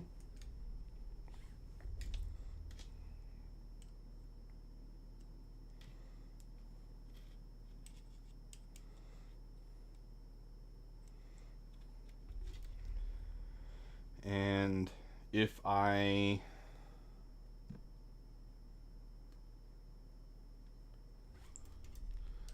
think I need to go end to end like so.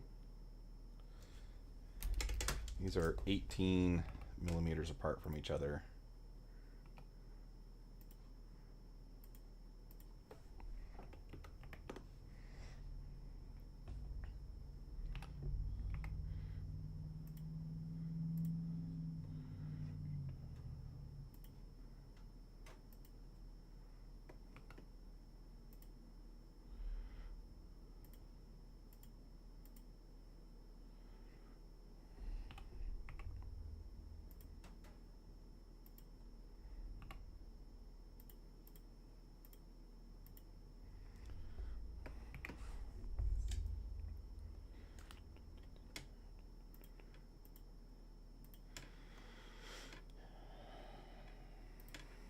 There we go.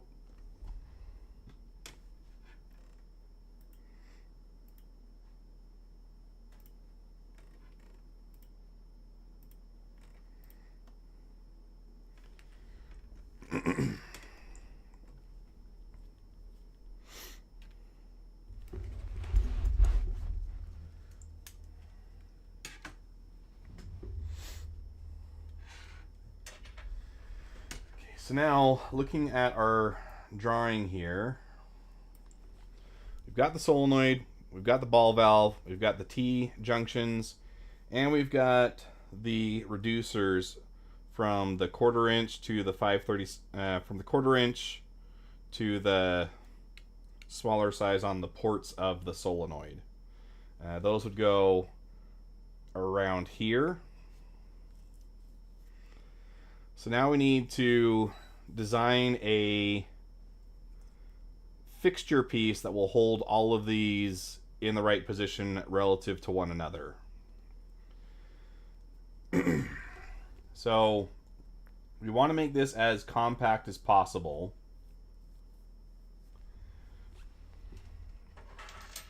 I think the way that I'm going to try and do this is assemble these things roughly and then try and create a part studio in context that accounts for all of this. I think that'll be the easiest way to go about this. The star player is our solenoid.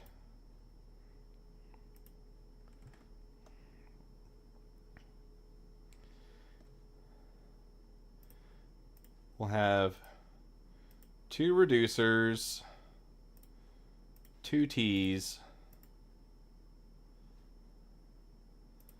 and a ball valve.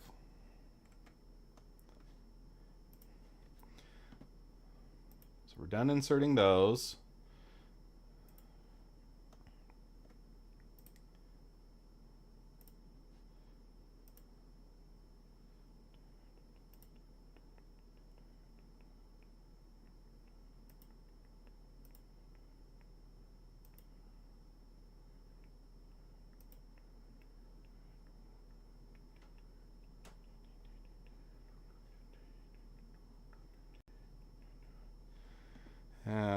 This is where it gets a little frustrating.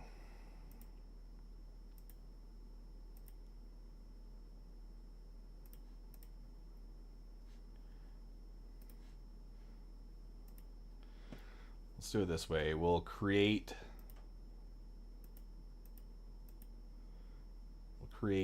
a mate connector. Rotate about X 90. That'll work.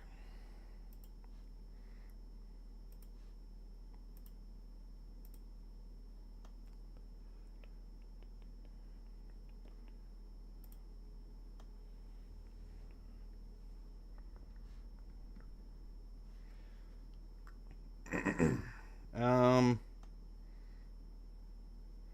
thought this was going to move all those together. It did not.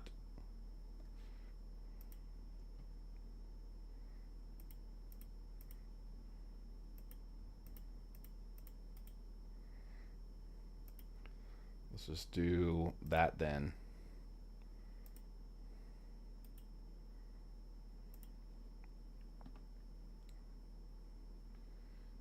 Results in a non-manifold body. How? Oh, geez, because of how these guys touch. That's dumb.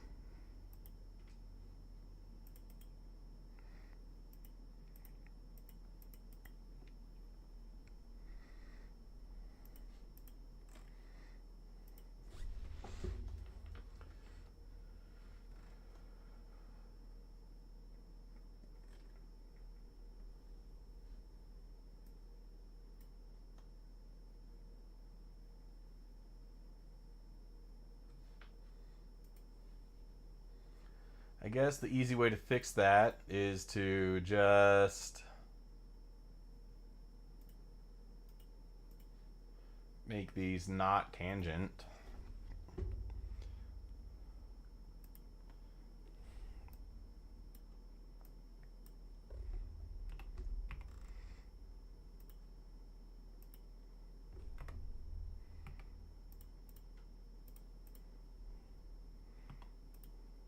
Oh, whoops.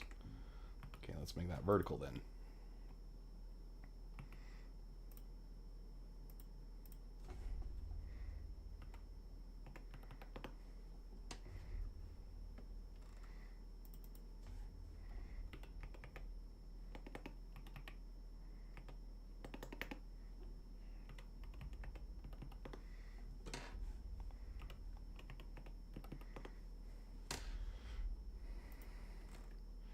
There you go. As close to 0 but not 0 as Onshape will let you get.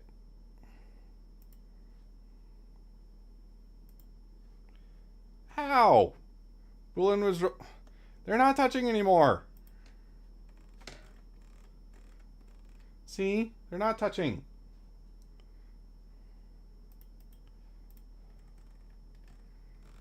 Fine, I'll make this bigger.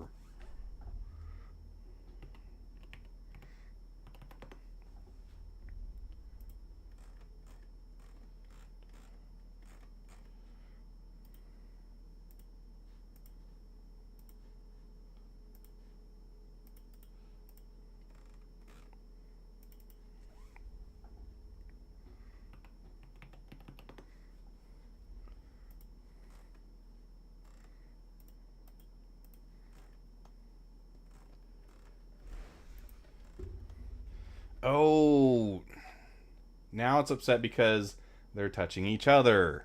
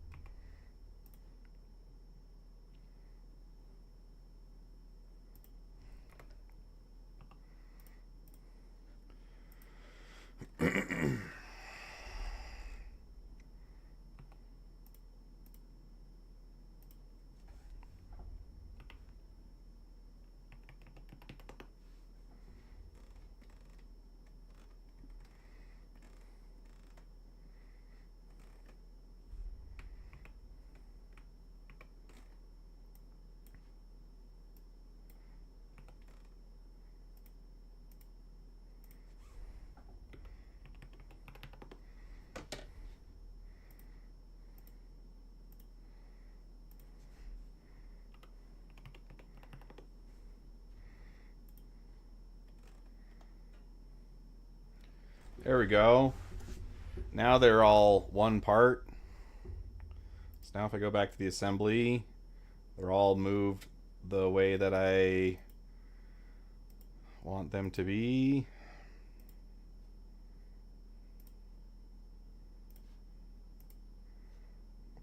There we go. Now we're good.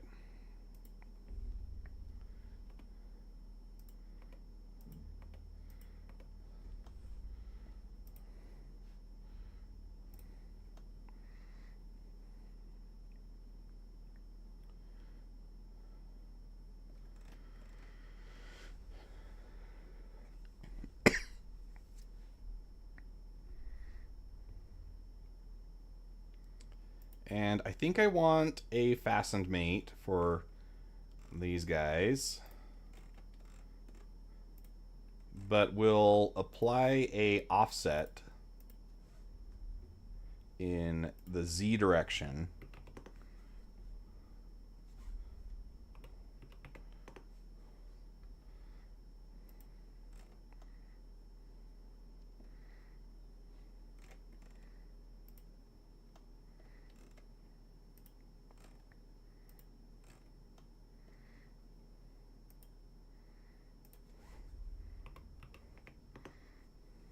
And I can adjust this later if I run into issues.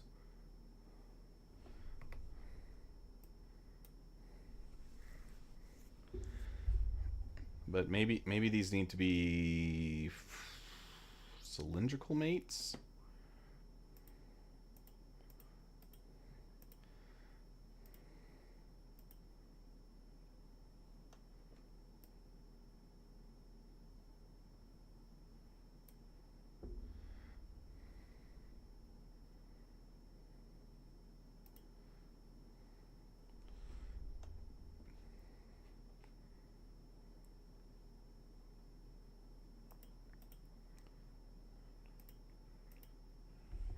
Okay, let's actually just delete those for now.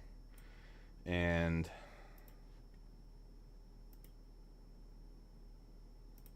we'll make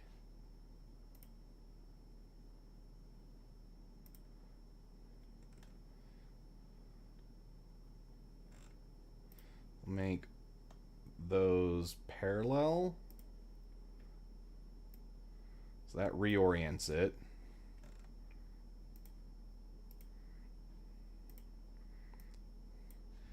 Now we can add the fastened mate.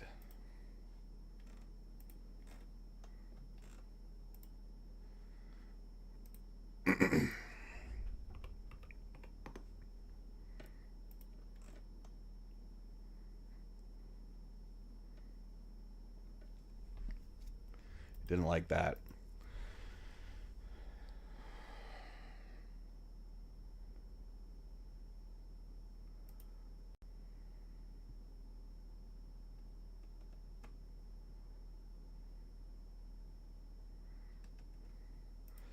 So maybe I do need to have it be cylindrical.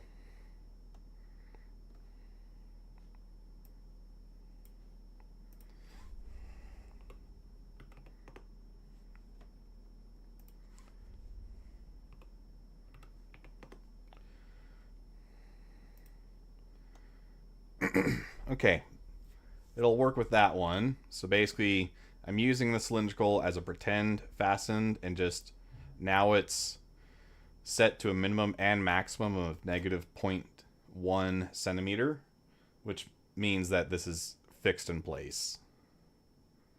I'm cheating it a little bit.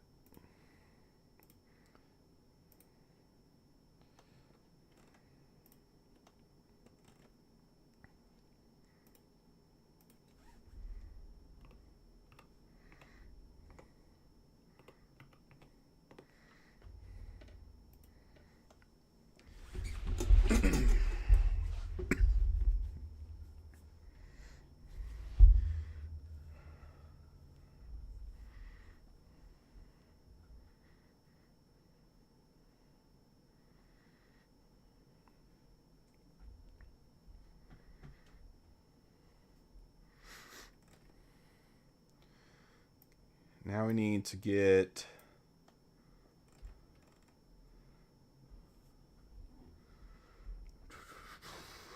dun, dun, dun, dun. Dun, dun, dun, dun.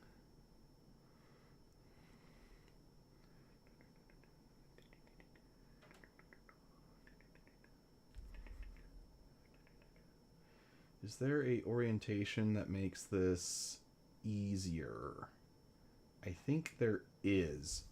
If I rotate this such that the midsection is pointing up, then I can put it in line with this guy and maybe make this a bit more compact.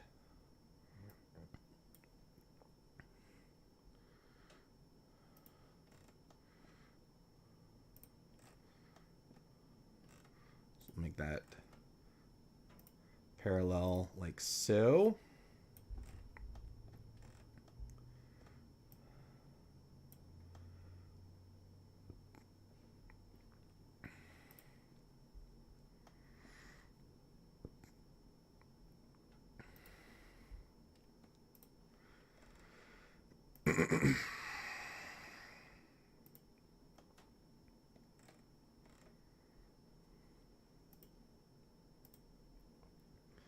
We'll do the same trick here.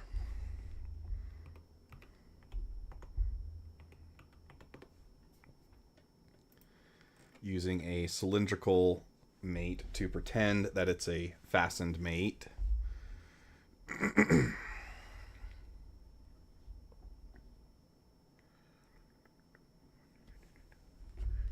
And then this line will go straight up to the reservoir.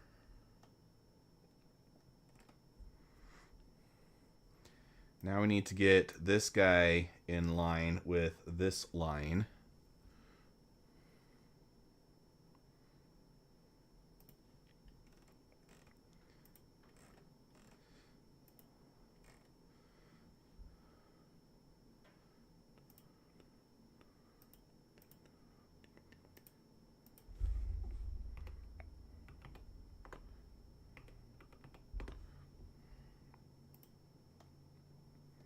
Like so.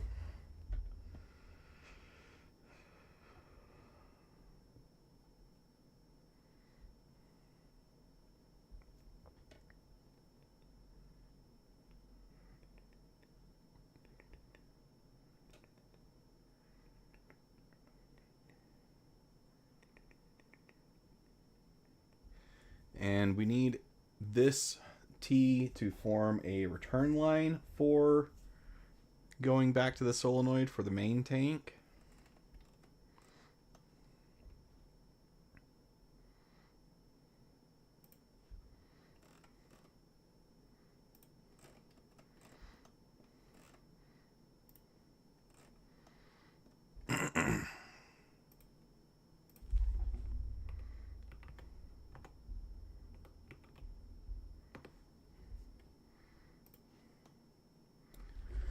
And we can make this guy and this guy parallel.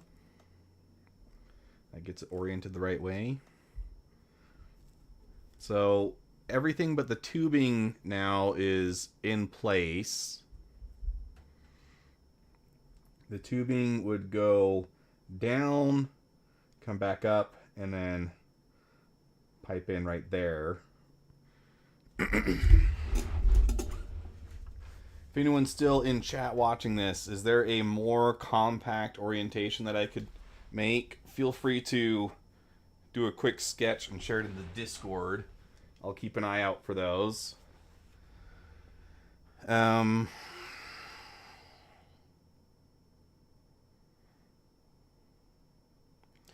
I don't want this thing to end up being massive. How big does that end up being as is? It's not too bad. I put all these things in a line.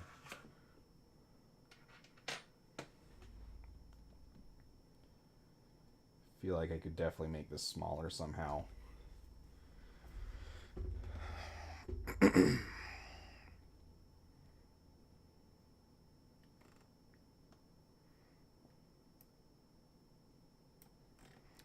Probably have that point out.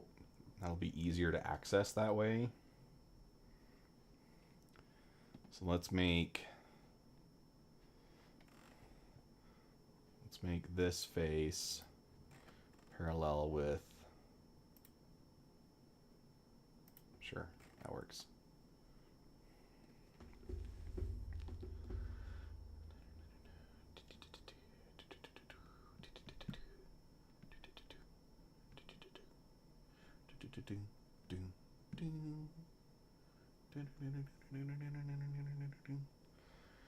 I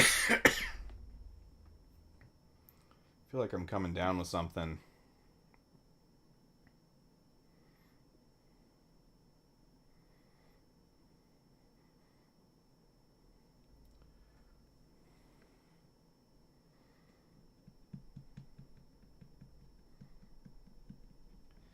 If I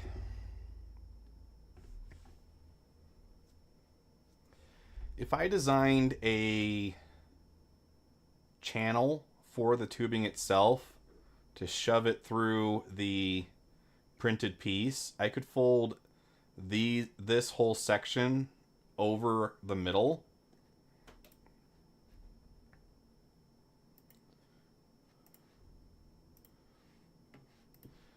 Let's see. Do I have the distance required there? Measure from here to here. 6.275.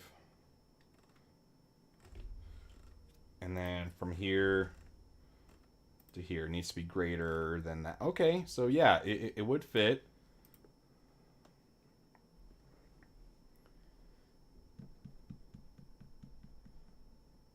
Let's try that then. So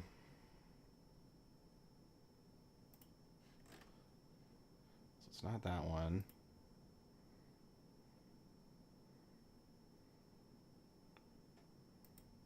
It's this one.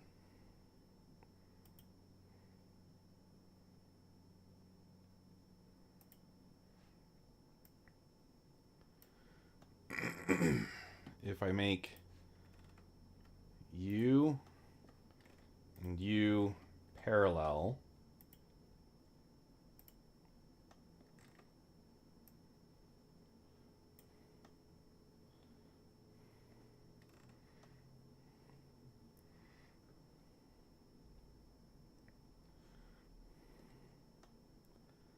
actually, let's even make you planar.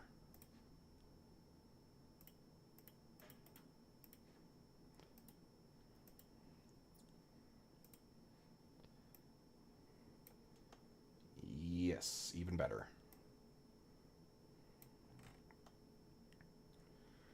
And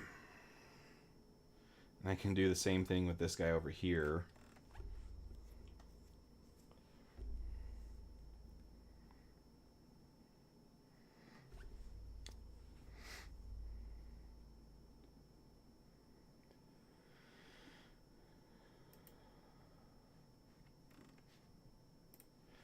That one. Now I want to make it so that these two circular sections are horizontal to each other.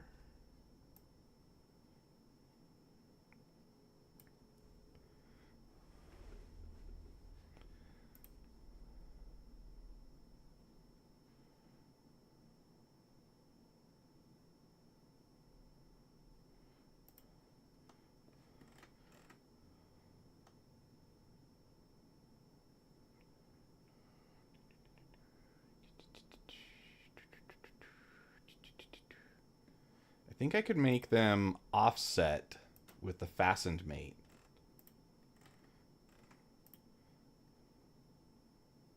No.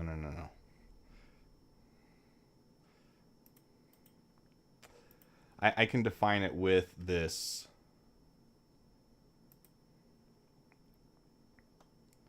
Okay, I don't want offset. I want limits.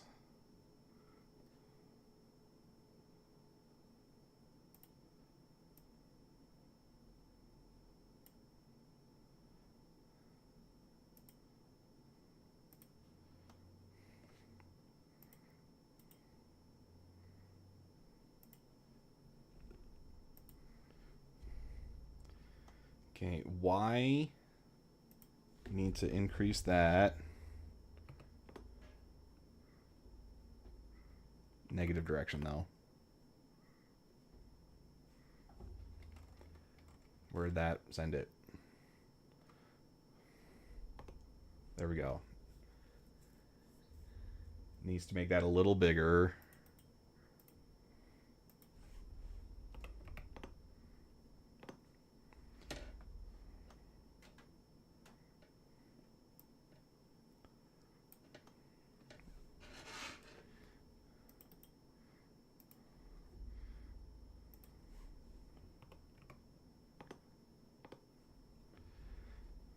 Alright, so now this is constrained in Y. I can bring those back tighter, though.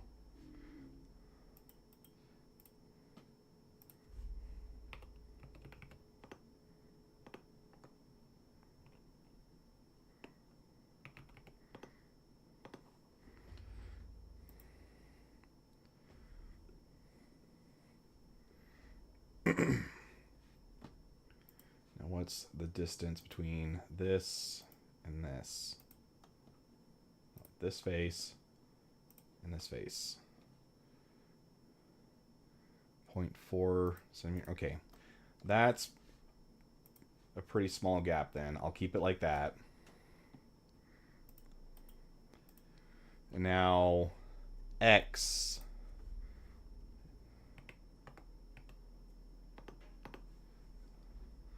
We'll constrain it so that they are level with each other. Yay! All right, cool.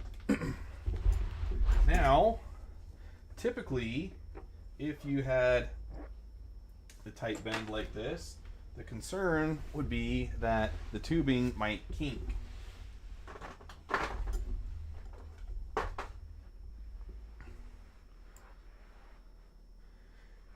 And at that distance, we are getting pretty close to what's going to make this want to kink.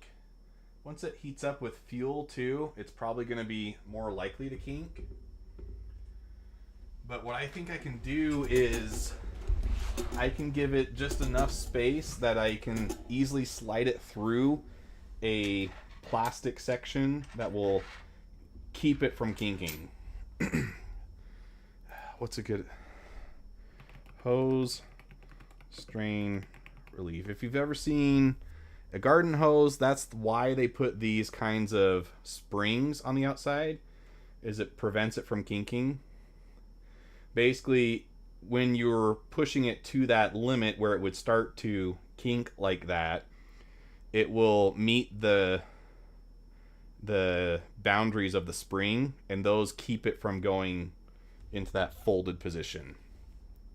And I can do the same thing with a 3D printed piece to make it hold its shape while still using the silicone tubing to allow fuel to go through.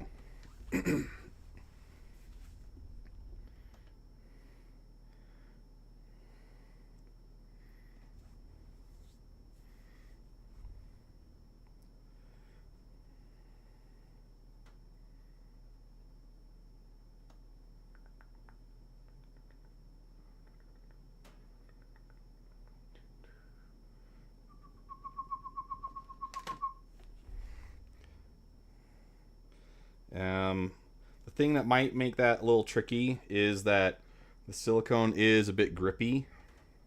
But I think if we just put some lube on that, or some grease, we can get to slide through a tube pretty easily. So it's not gonna be that bad. I think this is gonna work.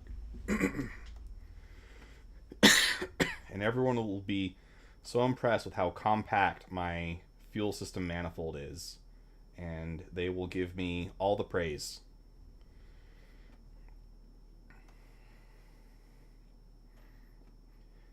I want to do the same thing to this guy to fold it back in on itself.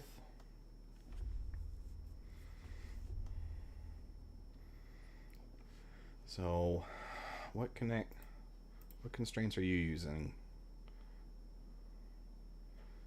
That one's the parallel. I want to keep that. There we go. We will delete you.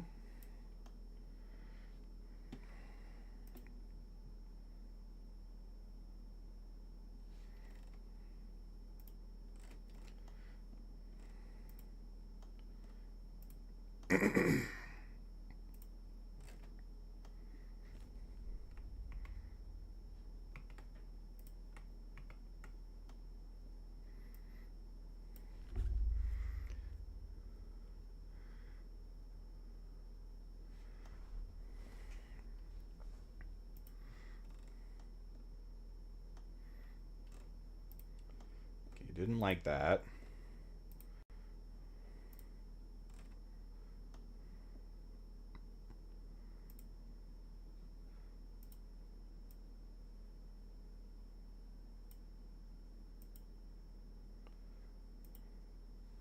There we go.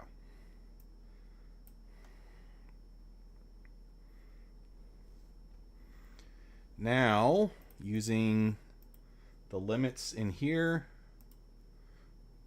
again, X is our horizontal limit, and Y is our limit in that direction. Or sorry, X is our vertical limit, Y is our horizontal. There we go. So that's quite a bit more compact than it was before.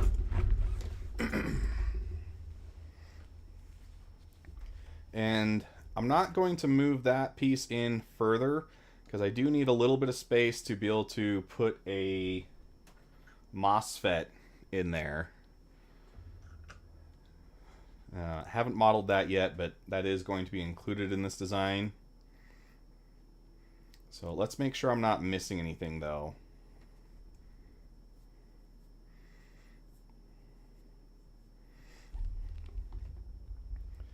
Pull up this picture again.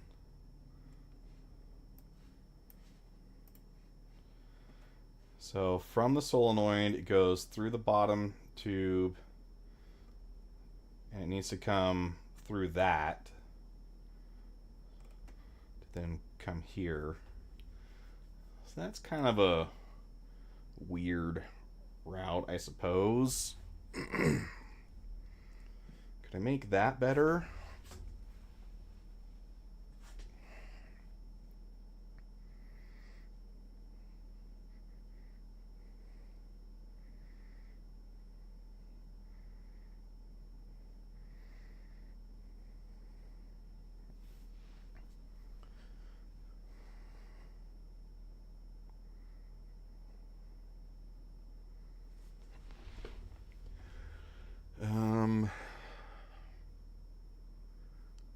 Goes through the bottom.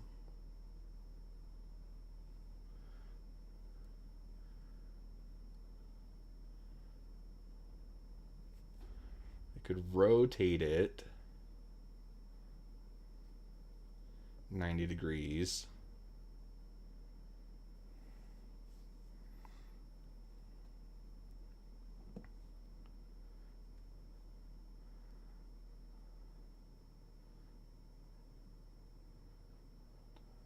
If I have one of the ends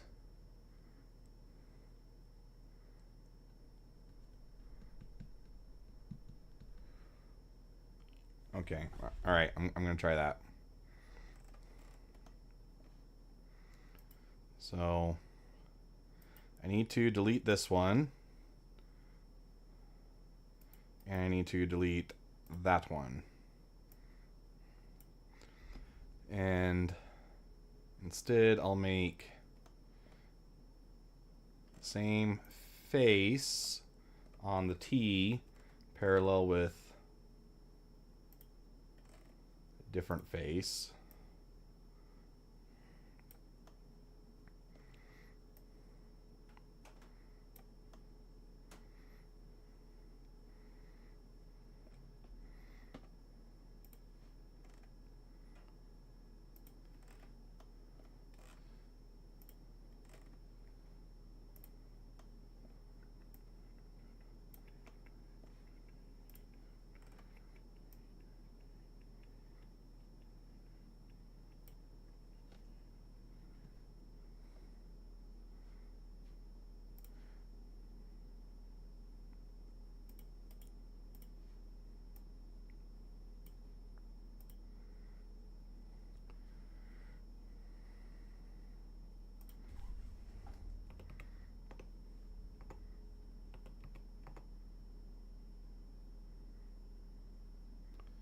Oh. I think I need to reorder these. That's why it's doing that.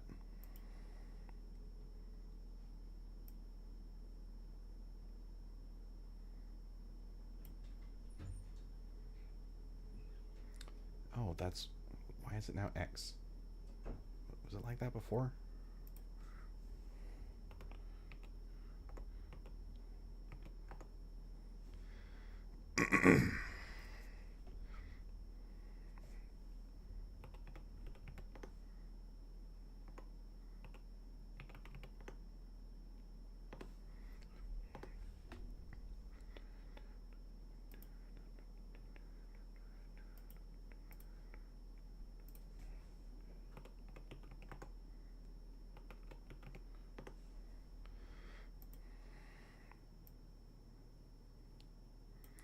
Alright, swing that back up.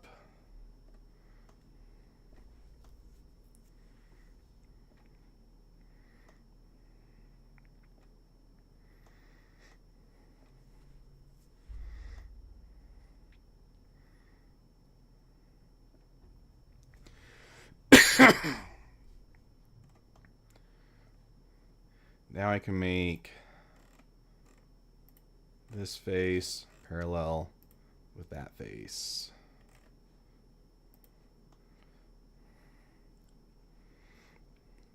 Okay, so when we are running off the main tank, it will go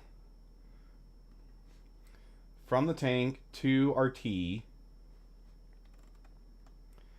and it will flow through the T from this port, come out this one, go through the solenoid, and then down to our engine.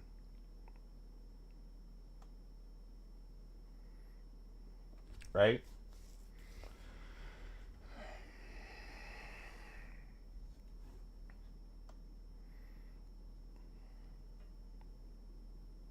Right?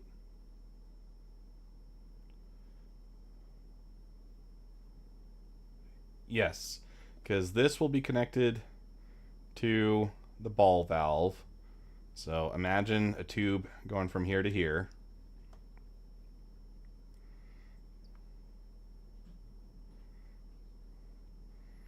So it goes from the engine to this top port, out this one, back around to the solenoid, down. If we are filling the tank, then it will go from the tank to the top port, out this one through the ball valve, straight through, or then up into the reservoir. Okay. And then when we are doing the steady state testing, the ball valve will be closed, so nothing flows through it. This whole section gets cut out, and it runs from the reservoir down, out this port, into this port, into the solenoid, and then down. Alright, Okay, this works.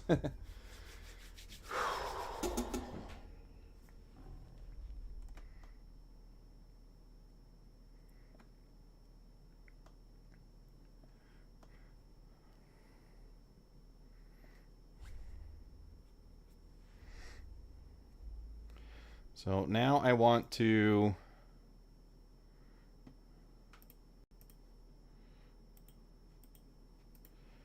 I know there's a way to start making something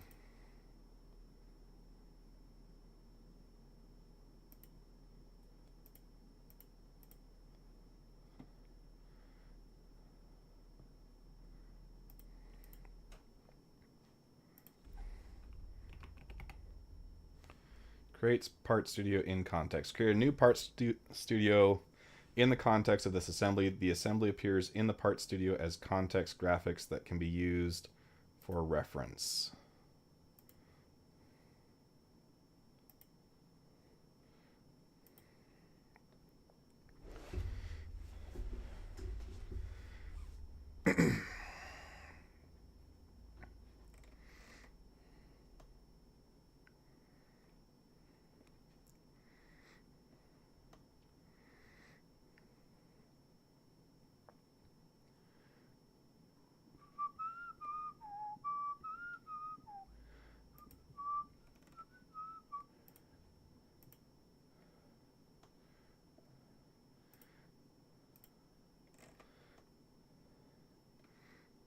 Okay, hide these planes. Create a plane there. And then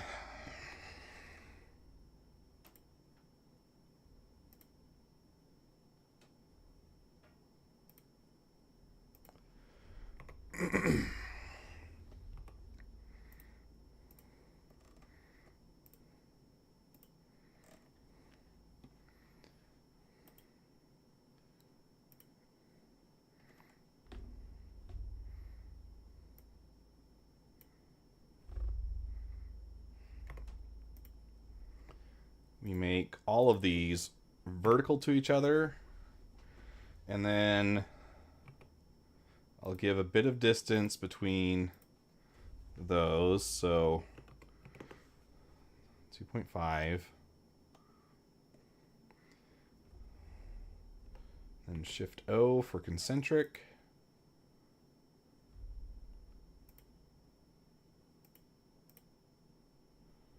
Shift O for concentric.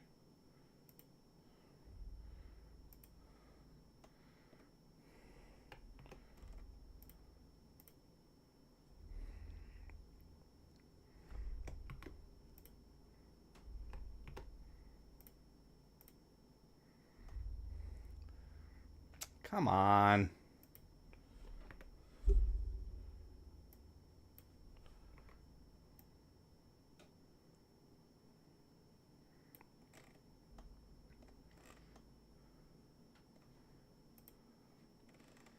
That's not properly placed either.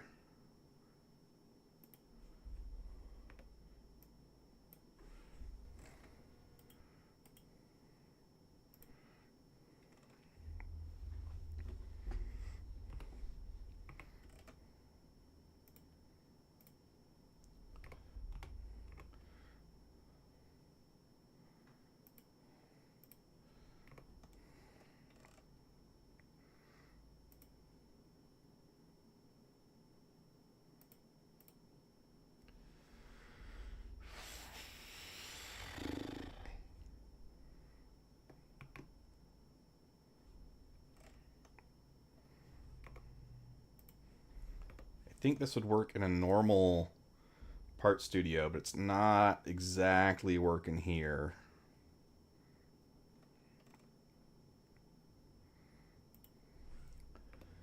Oh, but I can still project stuff. Here we go. Here we go.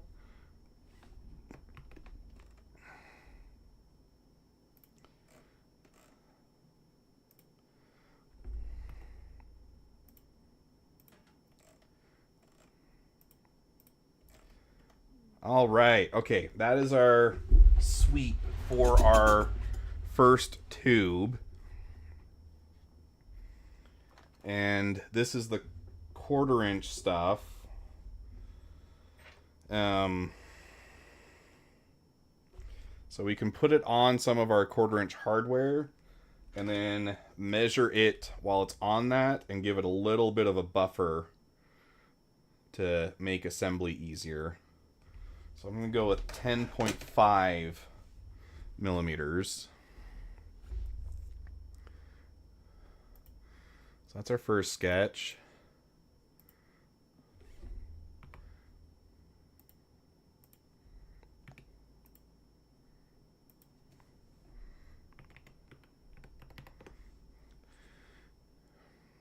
And then we can sweep that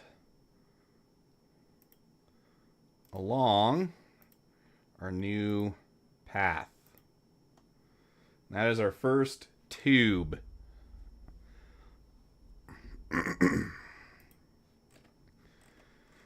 And then what I'm actually going to do is I'm going to use this as a Boolean to subtract from the 3D printed piece we're creating here. Which means that I actually want to make sure that I grab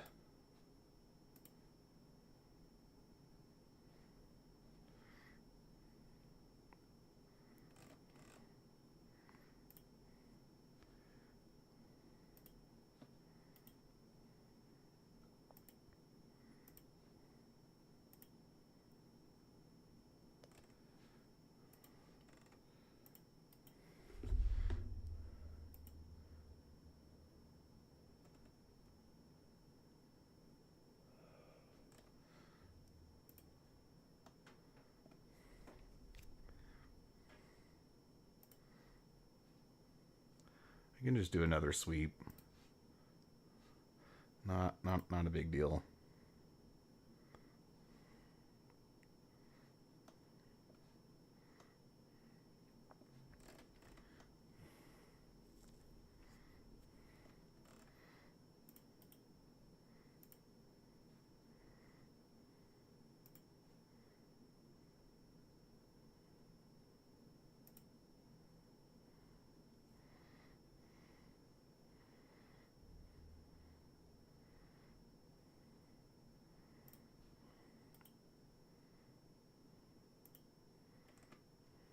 Oh, you can also just do that.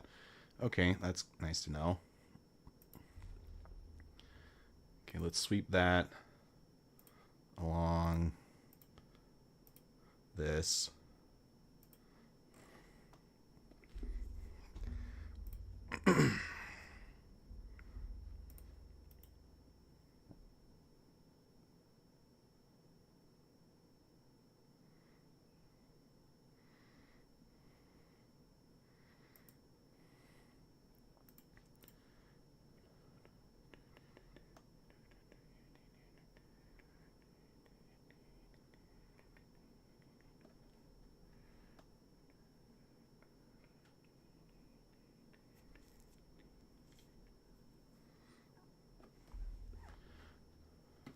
How do I hide that thing I just hid?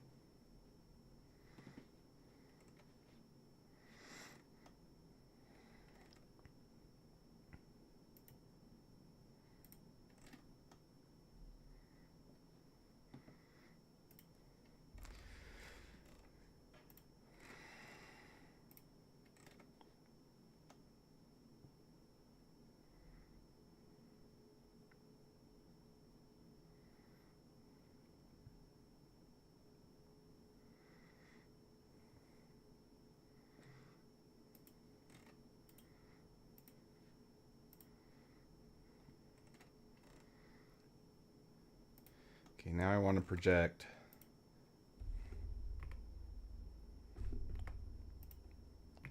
that again.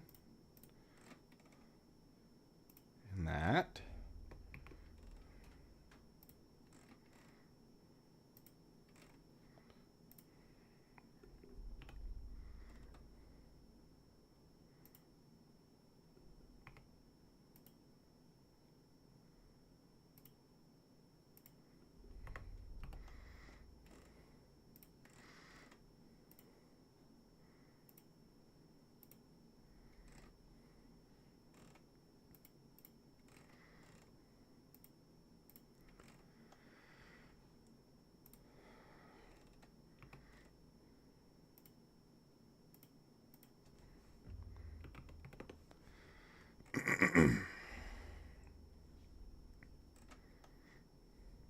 And this is going to be our smaller tubing coming.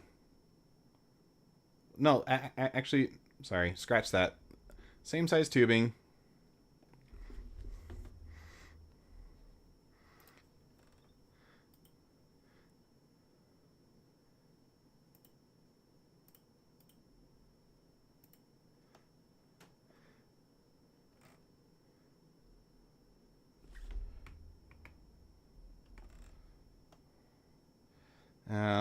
From this face, I need to do another sketch. Set that equal to that guy. Now I can hide that.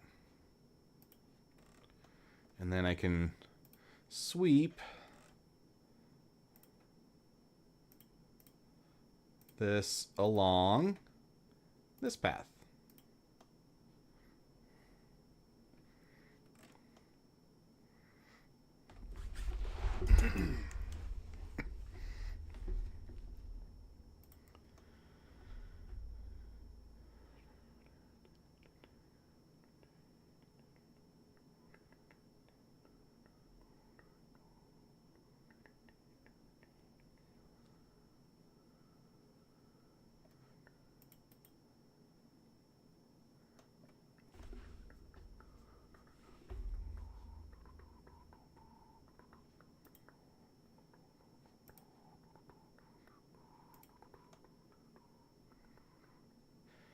Now I need to connect this to that line.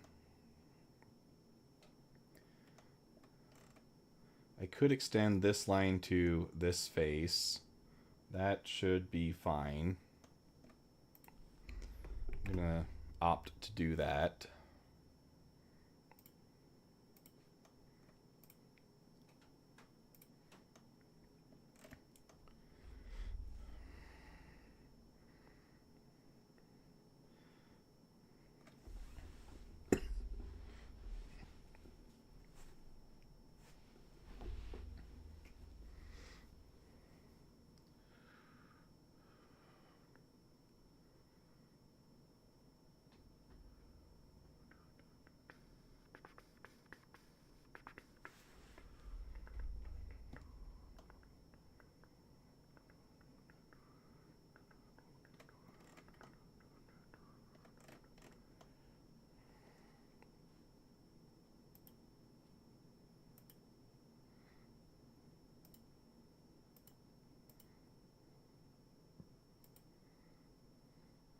Oh, okay.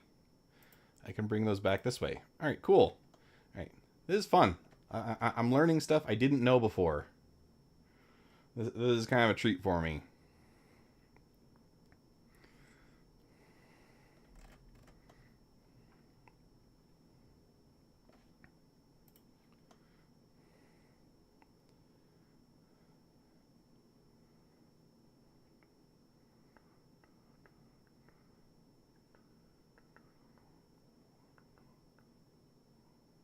Okay, I'm going to create another plane then that uses those two cylinders.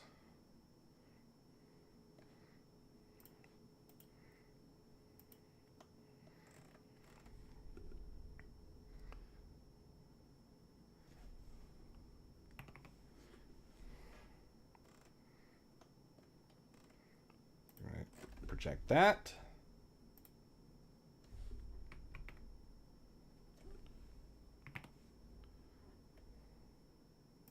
And that one.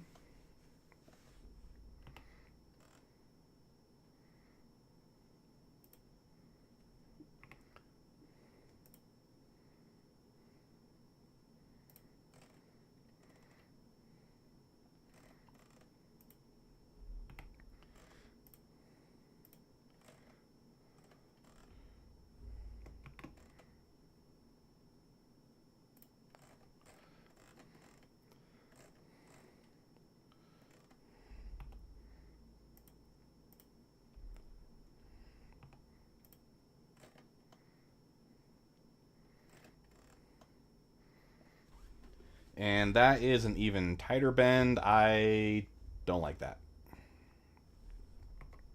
So let's get rid of that. You guys no longer need to be constrained like that.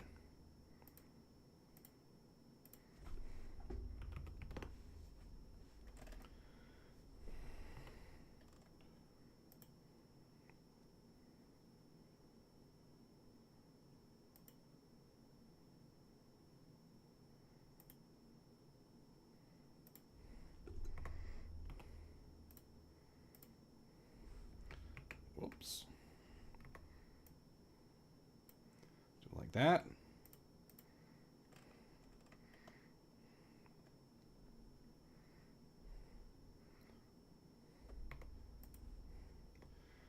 And then I think if I just set all these equal to each other, it'll kind of work itself out.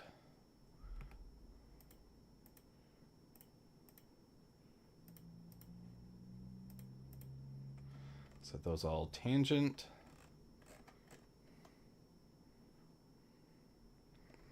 Now I can define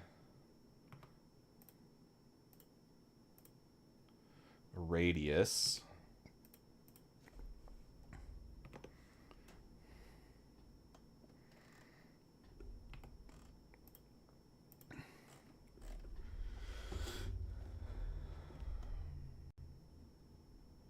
And this is still our larger size tubing. Actually, you know what? Now that I'm looking at this, the only place that we're going to use the smaller tubing is going from here to here. So I don't need to worry about doing any fancy radii for the smaller stuff because it's just going to be straight tubing. So I could just use the same dimension for all of this to make my life easier.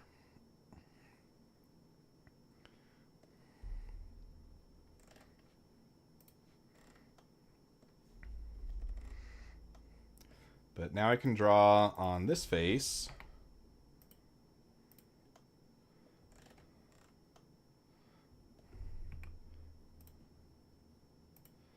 And that makes it a little complicated. Shoot.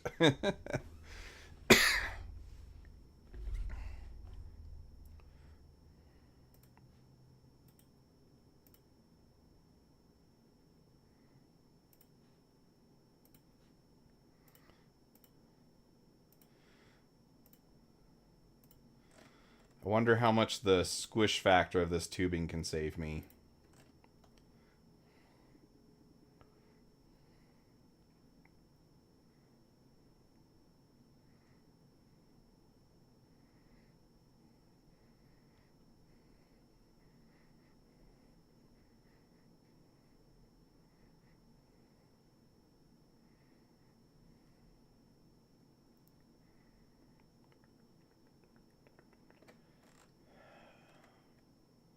Like, how... It's gonna be a pain, though.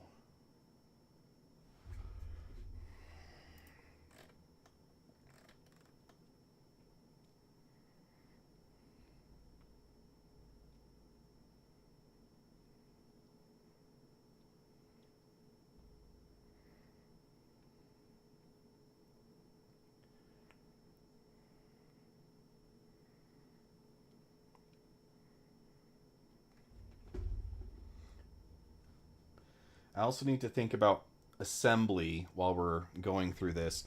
Assembly not in the CAD sense, but how we are literally going to put this together.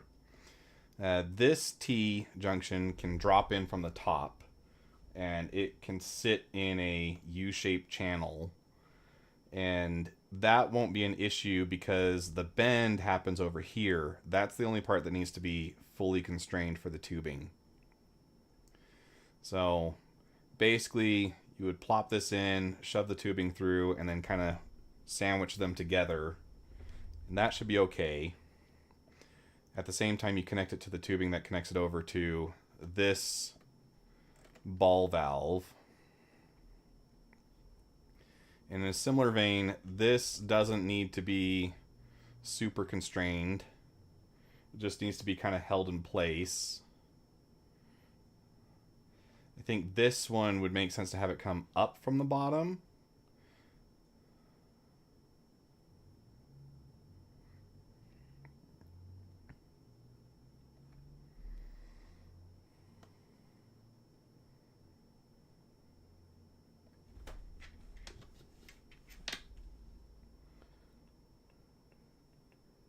I mean, this tubing is quite squishy.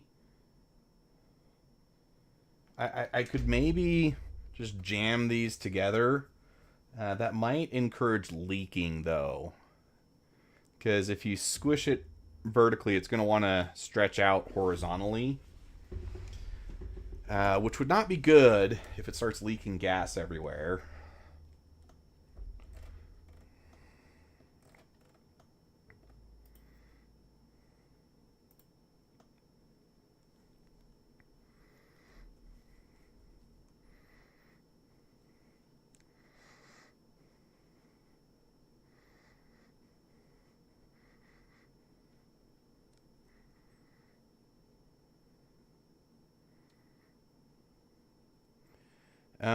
What I could do, though, is I could just cheat this area a little bit and just make it a little bigger to allow these parts to move ever so slightly relative to each other.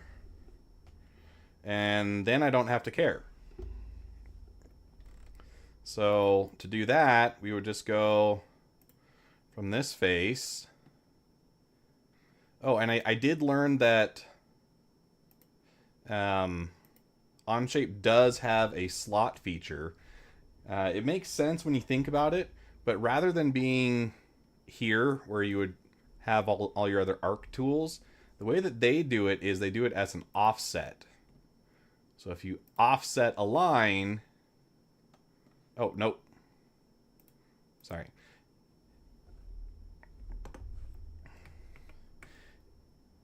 You have to do the drop down. So if you offset a line in all directions, now you're making a slot.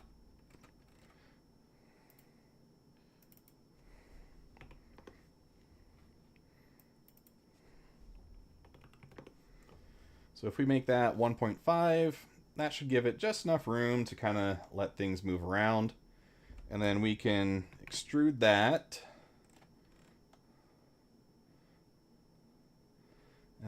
Up to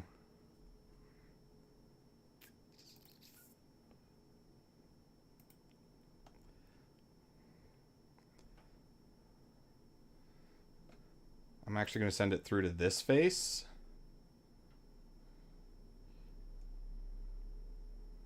Nah, yeah, that'll be fine. Send it through to that face. And then the second end position will be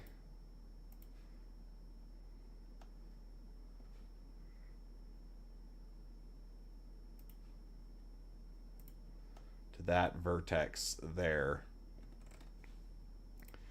I'm going to have that be a new part.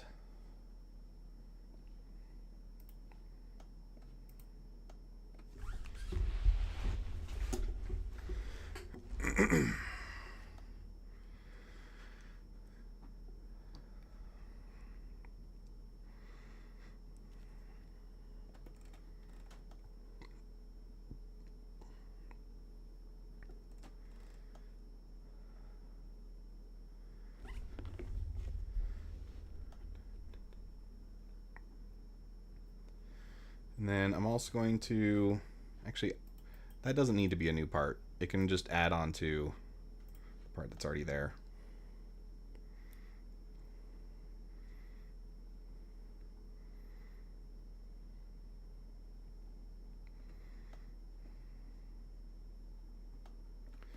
And then this part I'll extrude to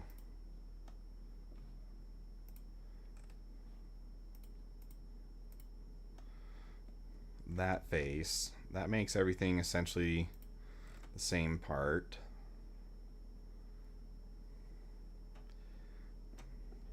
Now we need to add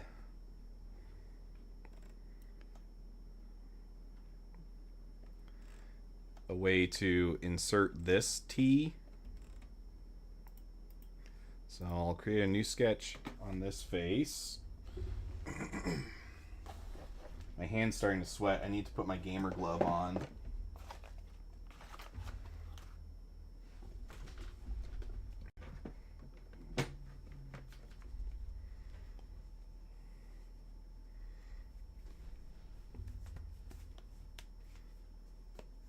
There we go.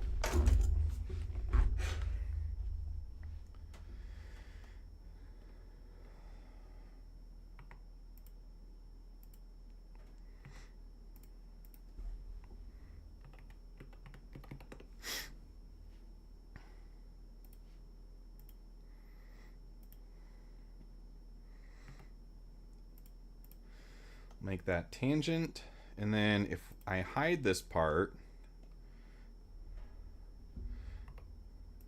and then we extend this out just past the end here.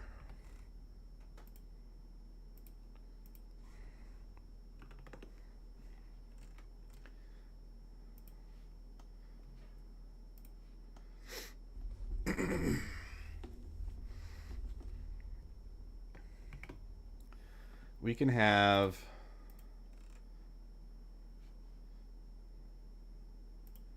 this extend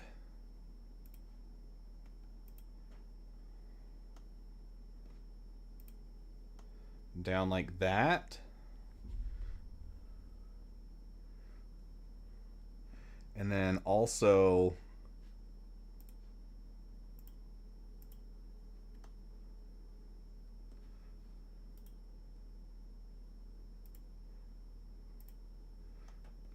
we can have it go up.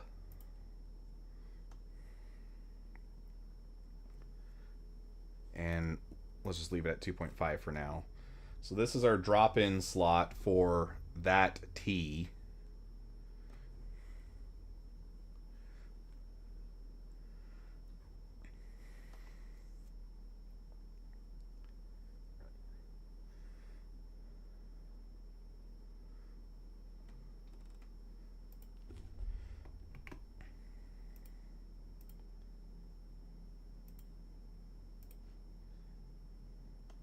Send that up to that face. And basically I'm just opening up, because remember, this gray piece that we're making is a Boolean that will aid us in subtracting from basically a block that we're going to make. This is the same way that I've made my airsoft kits in the past. Basically, where you model out all the spaces you'd want to be empty air, and then you subtract that later.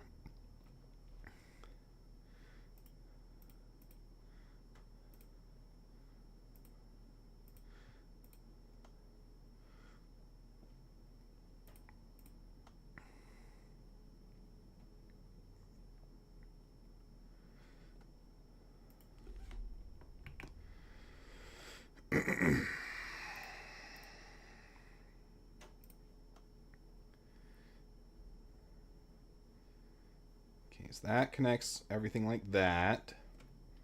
For this T, we need a circular section that goes up, and then a similar section like this that goes down.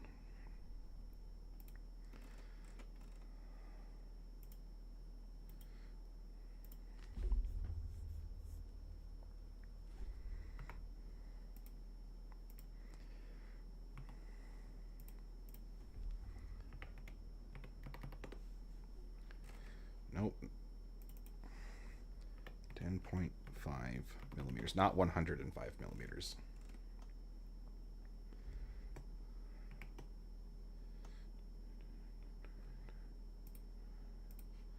I'll have that go up to this face, and then also down to that.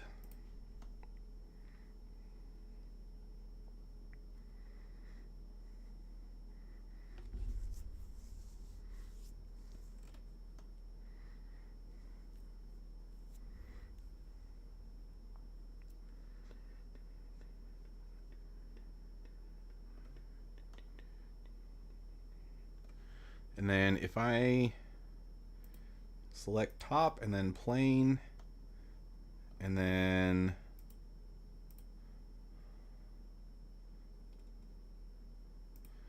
tangent to this guy, this gives me the plane on which to sketch the rectangular section.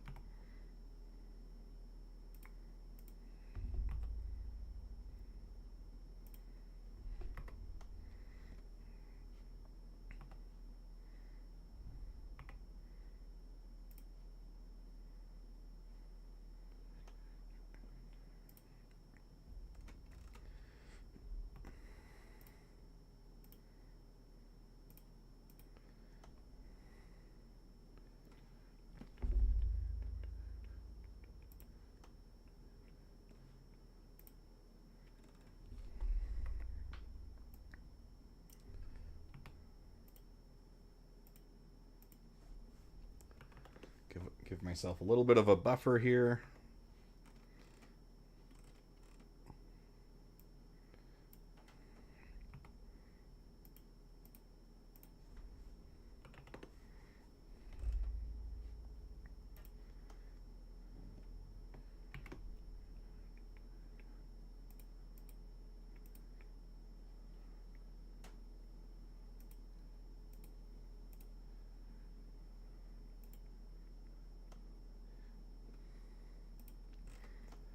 Okay, so now we can get the two T-nuts into place easily enough.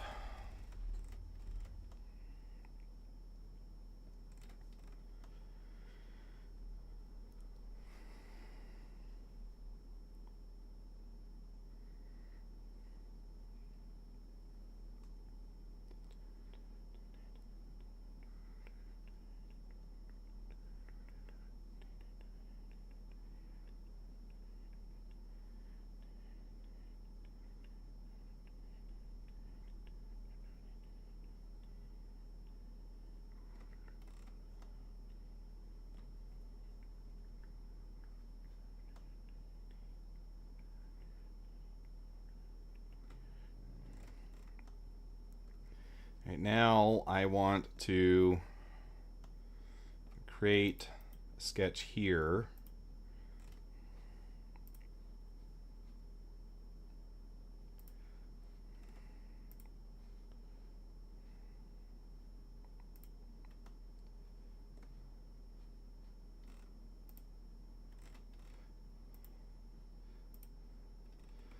And to make this easy to assemble, I'm going to give myself a little bit extra space.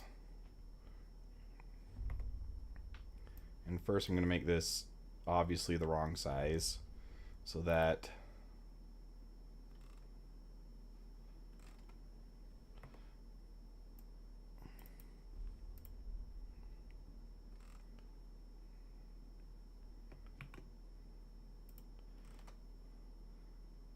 I can more easily add those in.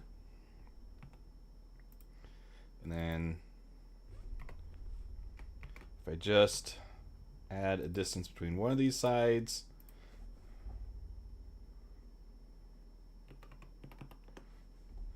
it should constrain everything down.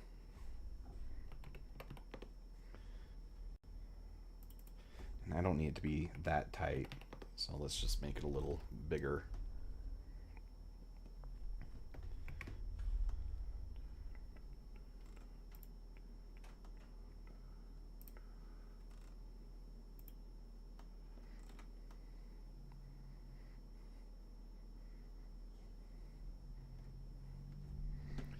And then I'm actually going to send this up that way and then down to here.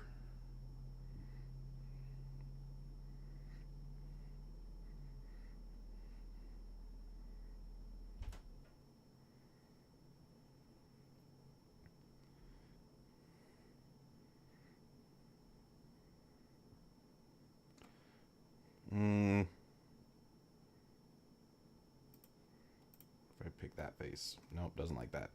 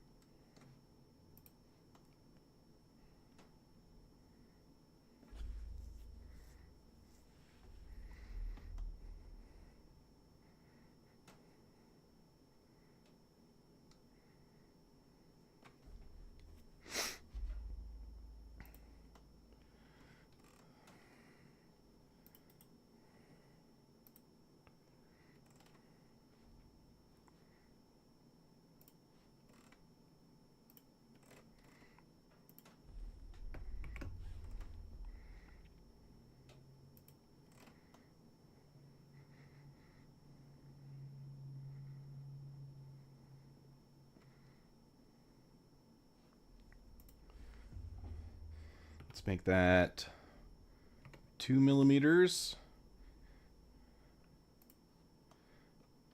And then on this face, I'm going to create another sketch. I'm going to make some bigger circles.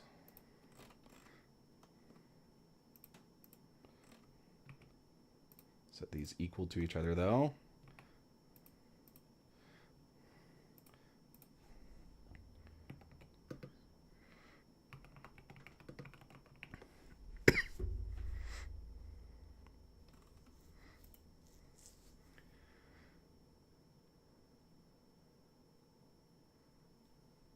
Okay, so let's make this like 6 millimeters.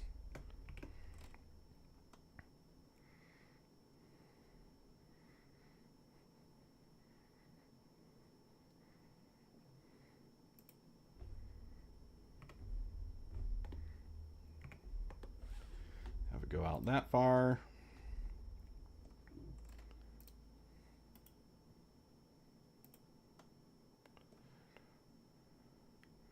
Got some sketches still showing from somewhere.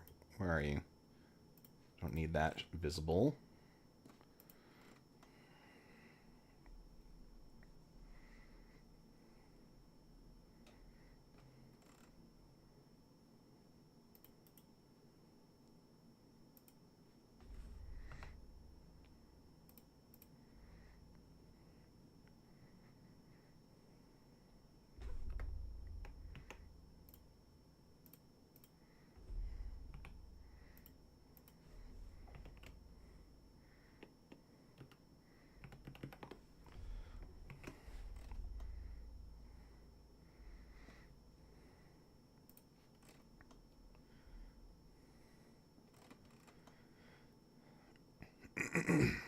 All right, everything I think is ready to go.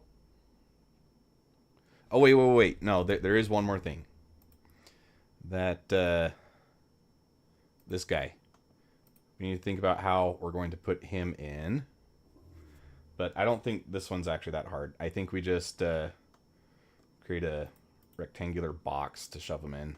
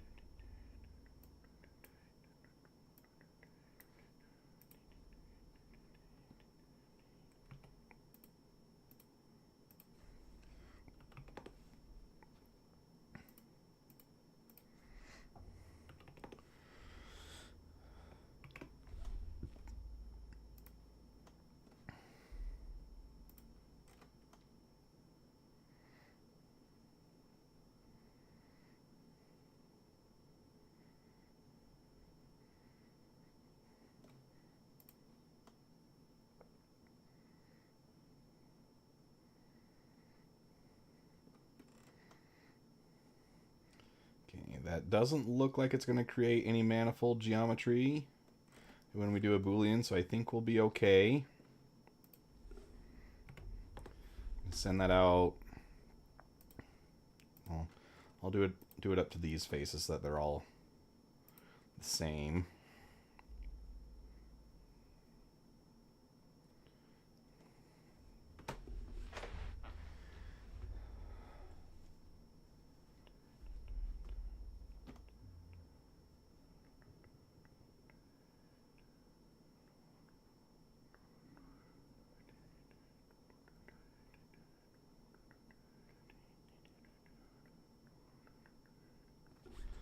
And then what I'm thinking is from this side, I can pretty easily constrain everything needed with a circle.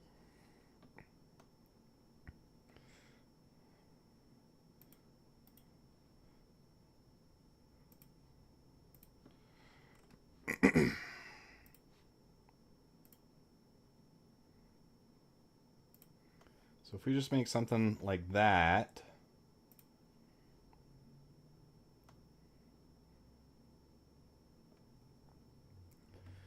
and then if I project this and that, I can draw a line between them.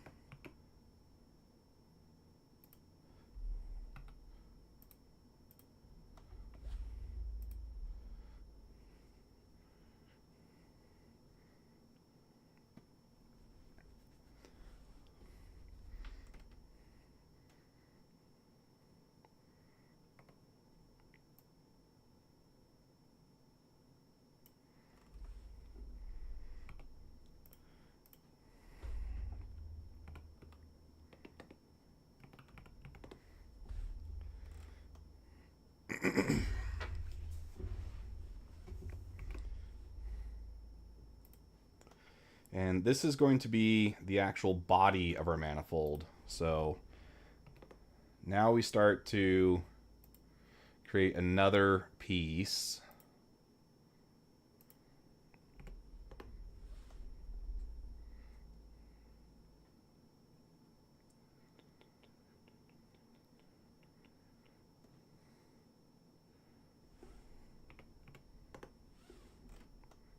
Huh. Well, would you look at that? If we just send it all the way through, I think it actually contains everything we need it to.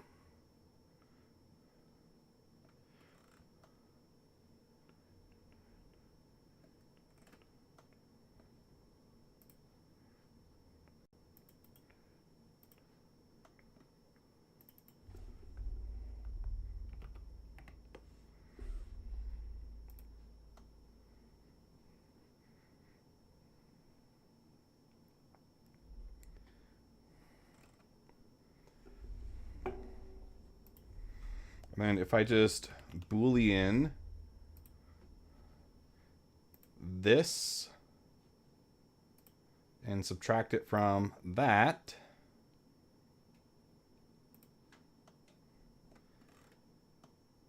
we have our manifold.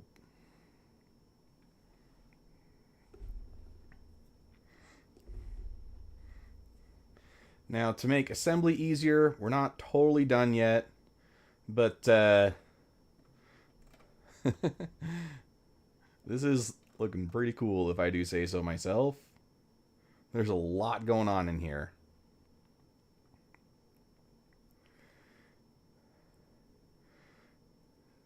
Because the challenging part now is we need to think about how you're actually going to get all the tubes into the right spot.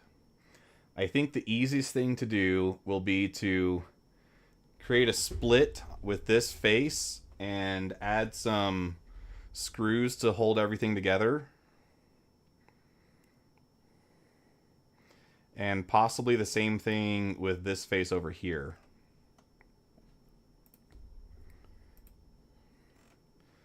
So let's just do that.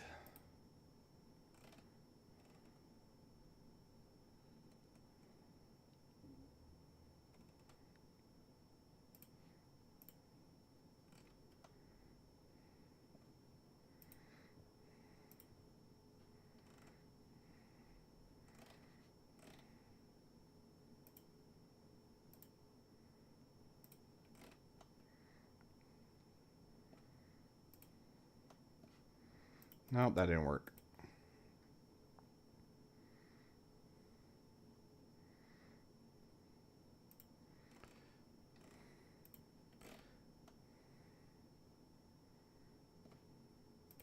If I do that as plane point, though, it'll work.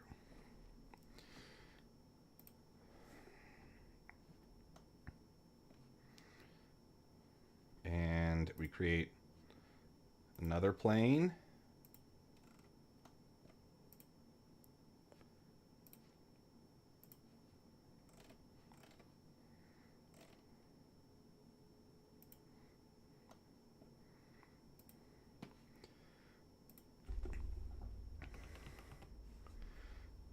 And then we can create a split.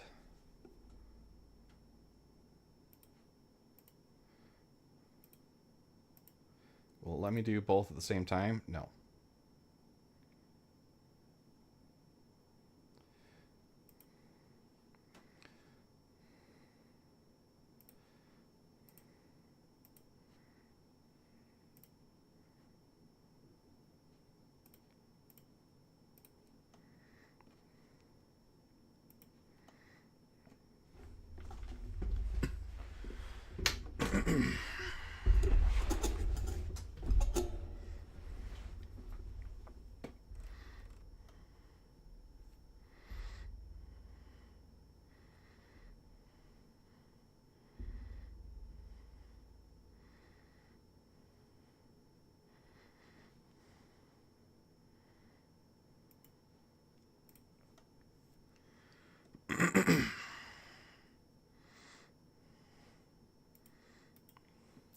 So I'm going to create my little bolt holes from this face because I can more easily see what I'm cutting into.